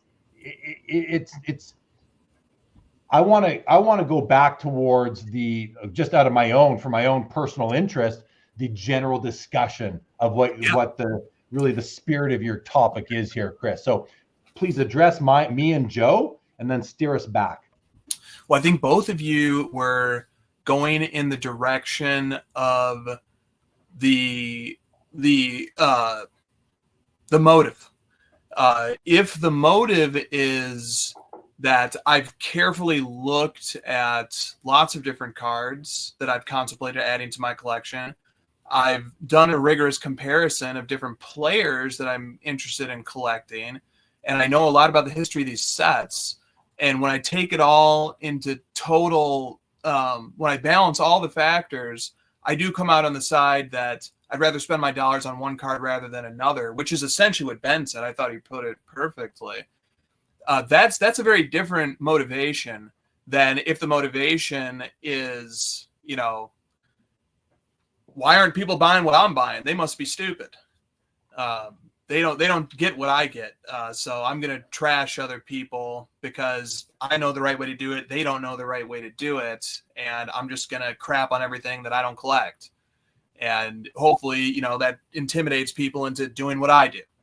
I think those are two very different motives. And we can see how I painted a caricature of probably the second motive, but sometimes it feels like that's what people are doing in the social media context, is they're just crapping on the stuff that they don't collect because they want to move people away from other stuff and bring it into what they collect. But maybe they're crapping on the stuff they don't collect because like that's kind of the same as putting your money where your mouth is. It's the opposite. They're crapping on because why would they collect something they're going to crap on? And they want to crap on something, right? Because people like to crap on things. So they're choosing in hobby Instagram or hobby Twitter, hobby YouTube, whatever. They're choosing the cards they don't collect. Like, it's a really weird situation to be in as a content creator or a prominent Instagram or Twitter account, let's say, because if you share the stuff you love, you can be accused of pumping it. And if you end up selling it 6 months later because something else happened that's unrelated, now you're dumping it, even though it can be completely two unrelated, postings and sharing of thoughts and ideas. And so it's a really weird situation. I think a lot of time we just default to, well, if they're pooping on something, obviously they don't have any of it. Or if they're pumping something, now we're going to see the sell come later. I think that's the case in many cases, Chris, but I don't think it's the case in all cases. And there are going to be times where someone who doesn't own a card is going to share their negative thoughts about it. And I say card, I could mean set or right. Maybe we're talking about 98 rubies or something like that, or maybe we're talking about 57 Topps baseball. It could be anything, guys, not just Mantle, of course. and people are going to, talk crap on it because they have a genuine reason why they don't like it, which isn't like, if you love that, well, now you've like hurt my feelings because, I love 57 Tops baseball and you hate it. Well, I'm just going to turn you off because I don't want you to ruin my 57 Top, the mojo I have going on with that. Right. So it kind of goes in all directions. I don't think there's one final answer here. Freedom of speech, of course, but I don't think that there's like a one simple thing that any of us can say that puts a tidy bow on this that covers all the different motives out there. What do you say about the motive, Joe? Well, what this latest terrain brings up for me is that and it was surprising to me when I kind of entered the content creator space that it was such a big thing, and I understand why it's a big thing. So and I don't want to sound insensitive to this, but we talk so much about influence in the hobby space, and sometimes I wonder if we should talk just as much about sort of susceptibility to influence. In other words, is it, people are going to have their opinions. People are going to collect what they collect. And when I hear, the kind of standard disavowal of, I want to say I own this card or I don't own this card, like that makes good sense as a practice. I understand it, but I'm always a little surprised that we're considering, or we seem to consider that everyone is so vulnerable. They're like sheep. And if you say one thing, they're just going to follow you, and then you've ruined their life, and it's the influencer's fault. I guess having been in the hobby space for my whole life, I've always assumed that people are going to have different tastes than I am, and sometimes they win me over with like I really actually think I want to collect Clemente because he's a cultural icon, and the way he passed was so memorable, and he ended exactly on 3,000 hits. I never really thought of it as somebody, kind of lining their pockets for that. Now, when it gets into shilling, when it gets into, pumping and dumping in very practical ways, I get it.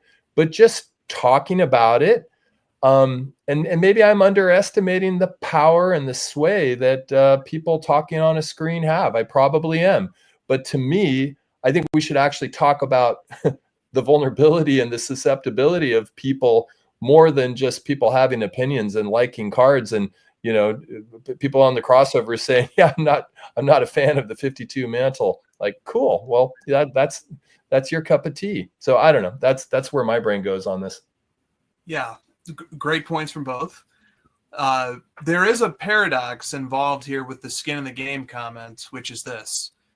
If I can only comment on situations where I have skin in the game, aren't all of my comments just going to be flowery, nice things that I say about the things that I own, and then I can't offer a word of balance or a word of criticism?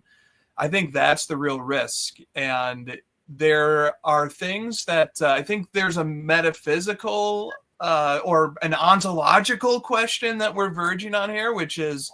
Sorry, it's time to look up ontological. Jeremy knows, but I know Jeremy was probably the president of his philosophy club, so I think Jeremy knows about ontology. The idea they were getting at here is things that are true independent of who says them. In other words, even if I'm a highly biased source, I can say things that are true about things that I don't like.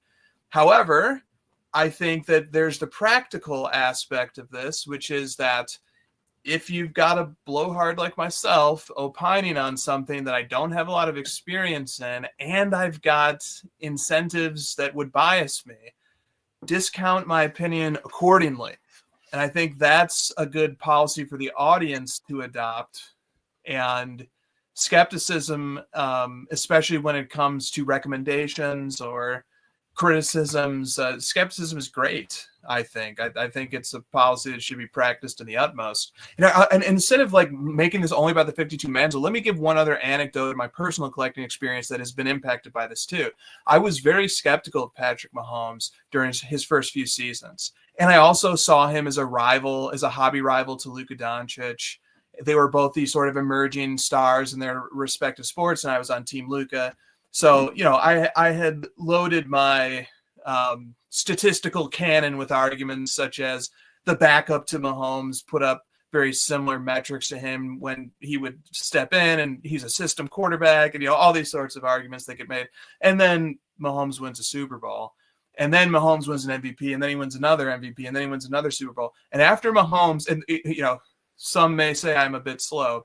After Mahomes had 2 MVPs and 2 Super Bowls, at that juncture, finally I acquiesced. And I said, okay, like if I want to collect the great player from this era, and I love this era of football, and I love this era of football cards. If I want to collect the great player, it's Patrick Mahomes. It just is. And so it was in the fall of 2023 that I picked up my first Patrick Mahomes card.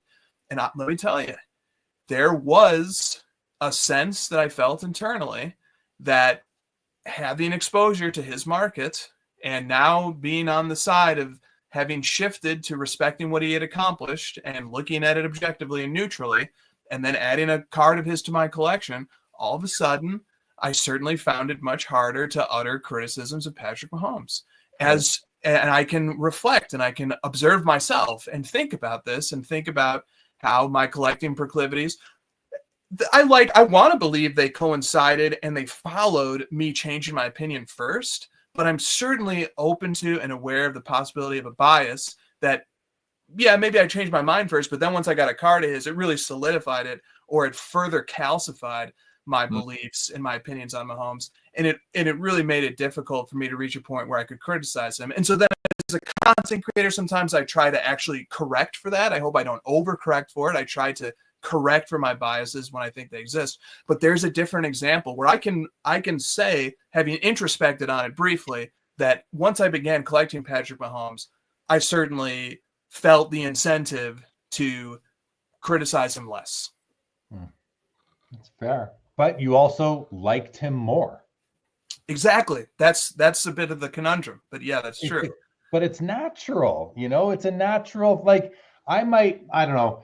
Think about where we are in your professional, your world of employment, for example. And I'm not going to pick on any single. I'll pick on fast food. It might be the easiest one. But let's say you work at McDonald's. It's going to be very easy to talk poorly about A&W. But then McDonald's fires you. You go work at A&W. And maybe when you worked at McDonald's, you didn't like A&W's food because you'd had a bad experience. You go work at A&W. You eat the Papa Burger with cheese. That's my go-to at A&W, by the way, the Papa with cheese. You go have the Papa Burger with cheese, and you're like, this thing's delicious. And now you're going to start, talking positive about A&W because now you work there and you really grew to like the food. Like, I don't know. It doesn't offend me too much, but it comes down to intention. It just comes back down to intention. Are you being honest with yourself and me being the world? Or are you trying to pull a fast one on us? And that's where, we have to really be careful and get to know the people that you're listening to and whose advice you're taking. And even then, look at what happened to even a guy like Card Porn who went sideways after, being the hobby police. Still got to be careful. You still got to be careful when you're taking advice from anyone. And that's why when I hear people who have said that, I lost all my money listening to Jeff Wilson or whoever, I don't feel bad for you. You decided to listen to that guy. Like that's, I don't know. Maybe I'm very insensitive there because maybe I've never been new to the hobby in so long. So maybe that's a part of it there too. But that's sort of another thing. I want to go to comments, guys, because I've got 16 of them starred at the moment that I'd like to address, if that's okay with you guys. Unless Chris, you have something quick to. Okay. So let's do this. Bob Boozle said, "What would Jeremy do if someone came on Sports Cards Live and said the Gretzky rookie card was overrated?" Honestly, Bob Boozle, I wouldn't necessarily disagree. I'll put it to you that way. The Gretzky rookie, it's like the Jordan 86 Fleer. You want one, you can go get one. They're not hard to find. And with that, I'm in no rush to go. I have a Gretzky rookie. I no longer own the 86 Fleer Jordan, just a painting of it right there. I'm in no rush to go get one. I feel the same way. To me, they're very similar cards. I wouldn't get into an argument about it. I think it's a great card. I think a lot of people love to own it. Is it overrated? I don't know. Maybe relative to its availability. Simple as that. Mike Petty says, you can say whatever you want. Yeah. Stacks Daddio says, Luca? Yes, Luca really did get traded, by the way. And thank you for your blessings. Pencil says, outside perspectives can be good, but I think having that connection is extremely valuable. Opinions are welcome, but some opinions should be weighed heavier than others. I think that makes a lot of sense right there. Bob Boozle says, my wife has so much skin in the game. So much. Yelia Williams, if we could only talk about the cards we own, this hobby would be boring. All I think you need is some emotional investment in a card to talk about it. Okay, yep. I mean, fair opinion. Dan says, vintage baseball is both the genesis of and the heart of the hobby. And I think that's a comment that is going to rub some modern enthusiasts the wrong way, but not all. I think some will recognize and agree with that. And I agree with that comment right now, but I think that I think that that's going to fade over time. But for now, I'm with you on that one, Dan, myself. And guys, keep mind of what you want to respond to as we get through these. Across the hobby, Adam Gray says, I'm very impressed that Chris is able to think this clearly within the hour of learning about this Luca trade. Unreal. That's a good comment right there. Thank you, Adam. Mike Petty says, the motive is you can do what you like, what pleases you.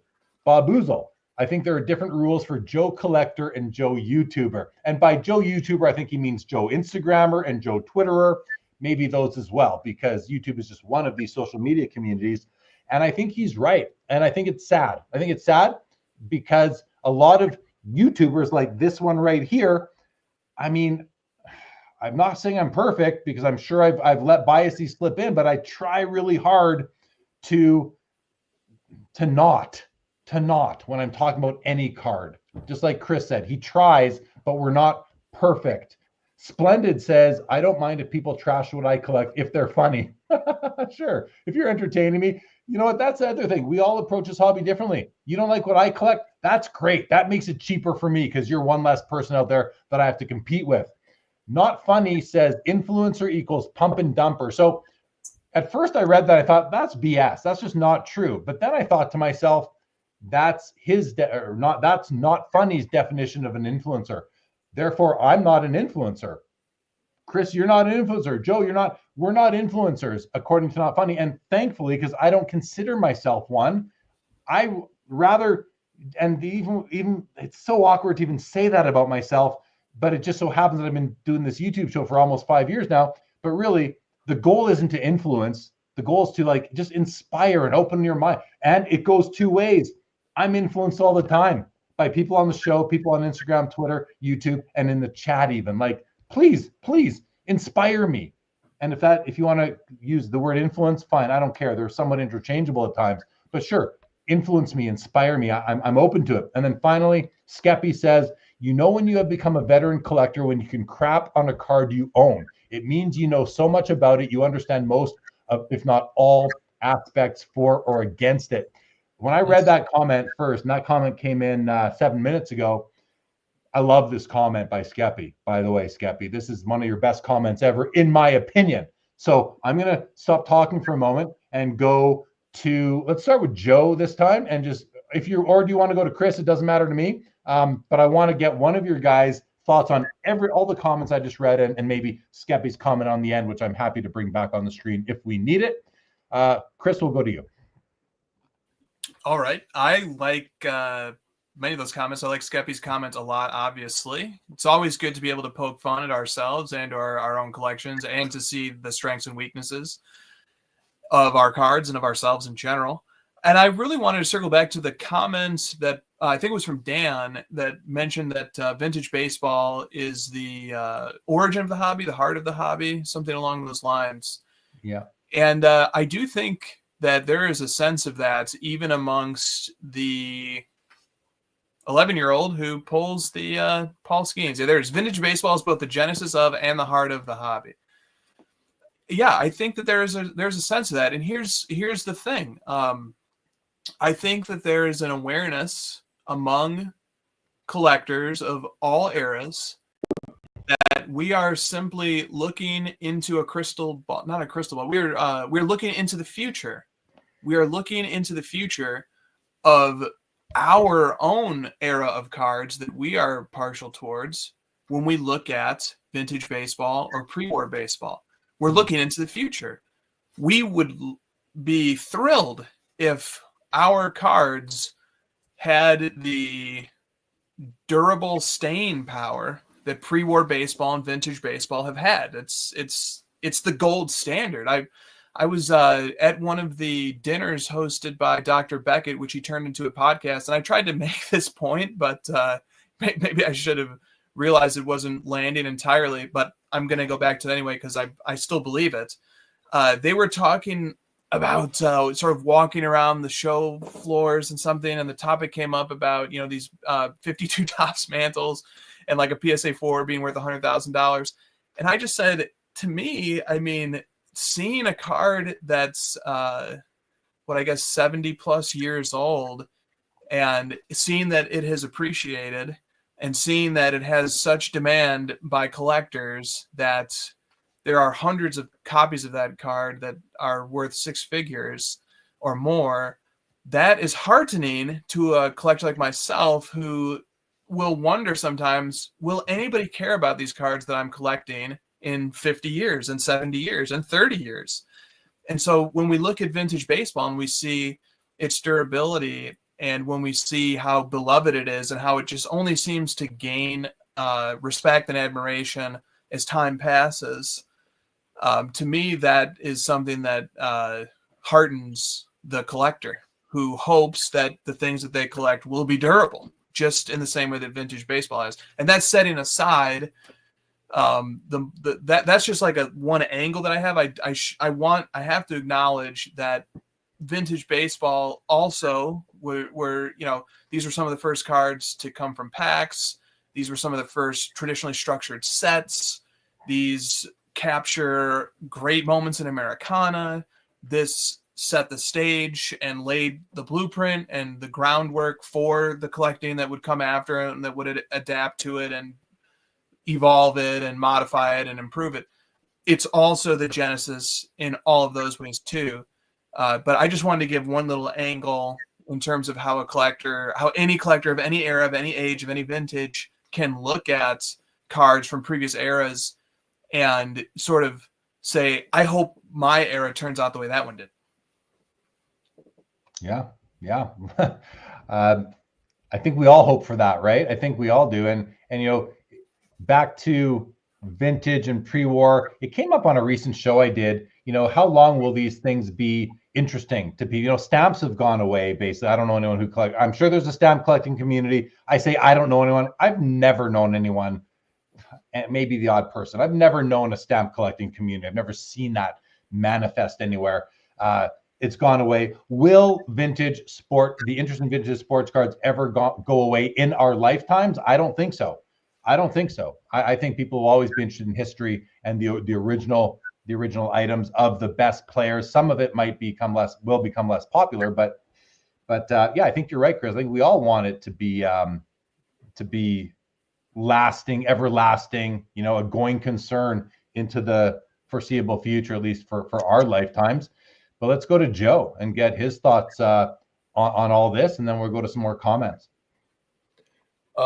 Yeah, I agree with Chris's. It's sort of like the case study for the era that we're in. And it recalls to mind, Jeremy, when you did a show kind of even trying to name the eras and how anything that's sort of specific to like this is vintage, like things are going to change. Like it's going to be continuously evolving. So you're even going to have to alter your nomenclature with how you describe certain areas as time marches forward, as it inevitably does. I liked Skeppy's comment too a lot. It lands with the power of an experienced collector who understands that what you found exciting one day, one moment in your collecting life may fade. And so that brings to mind kind of maybe a heuristic you might use when you're looking at acquiring a card, particularly a big card. And that might be the question of, how likely am I to fall out of love with this card in the years to come? Because there are some cards where I'm very clear that I'm not going to fall out of love with. And then there's ones that are a little more iffy. And so maybe that's kind of a spectrum that we can use as active collectors to consider, going in on a particular card. And it just, maybe that is common sense, but it's not something that I've really ever kind of considered in that directive a way. Just asking myself, how likely is this card to be one that I no longer care about in 5 or 10 years, even though I want it now, even though right now it seems like a really important card. So I ask myself that time every time I buy a card, Joe. Like that every time I buy a card, I'm like, is this gonna have lasting power in my collection? And sometimes the answer is maybe not, but I still buy the card because I want it now. I just want it, even if it's for a short term. It's going to fill a need, a desire. So, but back to you, Chris. I think you were going to jump in. No, I think okay. Those are great. I might have misheard. Let's do some more comments here. LGC says, yes, the Gretzky and Jordan rookie cards are available, but think about the market cap in those two cards and how highly valued they are in the hobby. They are iconic, but not for everyone, but they are for many. Of course they are. Of course they are. I feel they're very important. I was just saying, if someone comes in here and, kind of craps on the Gretzky rookie, what am I like? Just because I love analyzing them. I love looking at them and describing all their imperfections and the strengths and weaknesses of each copy. I enjoy that so much, but it's, that's separate from how I feel the card fits into the overall hobby. And I've been known to say for years, every hockey collector should own a Gretzky rookie. And I don't necessarily feel that way anymore. So I'm willing to change my position on things like that. And the other thing is, I think every, all-time great collector needs a Gretzky rookie. Every GOAT collector needs a Gretzky rookie.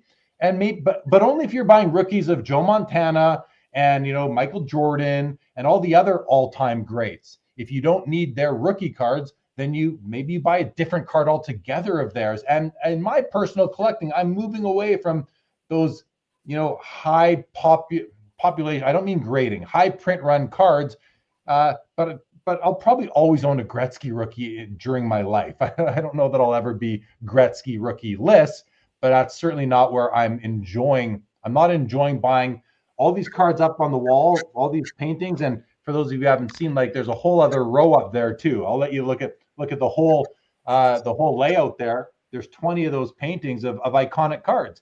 And I used to own more than I do now. I still have some, but I don't have all of them anymore. And in a lot of ways, I'm happy having the paintings. That's very fulfilling to me. I walk in here. That's the top. That's an 8-foot door right there in this room. There's another, 4 feet. I'm in a room with 12-foot ceilings right now, so I get to enjoy those behind me all the time. But I still own. I own a Wilt. I own a Mario. I own a Reggie. I own a Yzerman, a Irving, an Aaron. Gretzky and Russell. That's who I own on that wall right now. And Dale Howard-Chuck.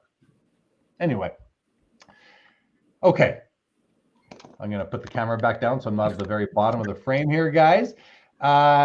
Yit says, not funny, just influenced me, which I thought was funny at the time. Chris, you saw that comment, I'm guessing. And Mike Petty says, what about Beanie Babies? What will become of them? That's the thing. We don't know what's going to become of things, but if anyone's ever going to compare Beanie Babies to sports cards and say, is this a bit of a trend or a hype or a fad like Beanie Babies were? Absolutely not. Beanie Babies are different than the rest of than those things because they literally came and went within 3 years.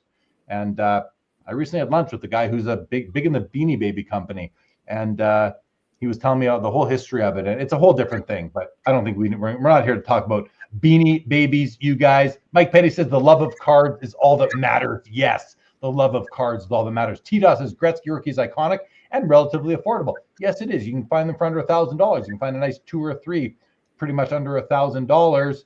T-Dot, what's my highest graded Gretzky rookie? It's a 7.5, a PSA 7.5 O-Pee-Chee. I do need Henderson on that wall. Not funny. I do need Henderson. I have 4 more of these paintings coming any day now. They've been a year in the making. And if she'll do more for me, Ricky Henderson is right there. Oh yeah. Because that was one of the first like expensive baseball rookies I bought in 1990 in Los Angeles. So anyway, okay. We're going to wrap up right away here, guys, but I want to give Joe and Chris a chance to share their final thoughts on anything. Chris, wrap up the show for us, if you don't mind. Let's bring it home. You're the closer. I am the closer. And I just want to say, first of all, great job to the chat. Always love the chat. They are the fourth box on the screen that you just can't see.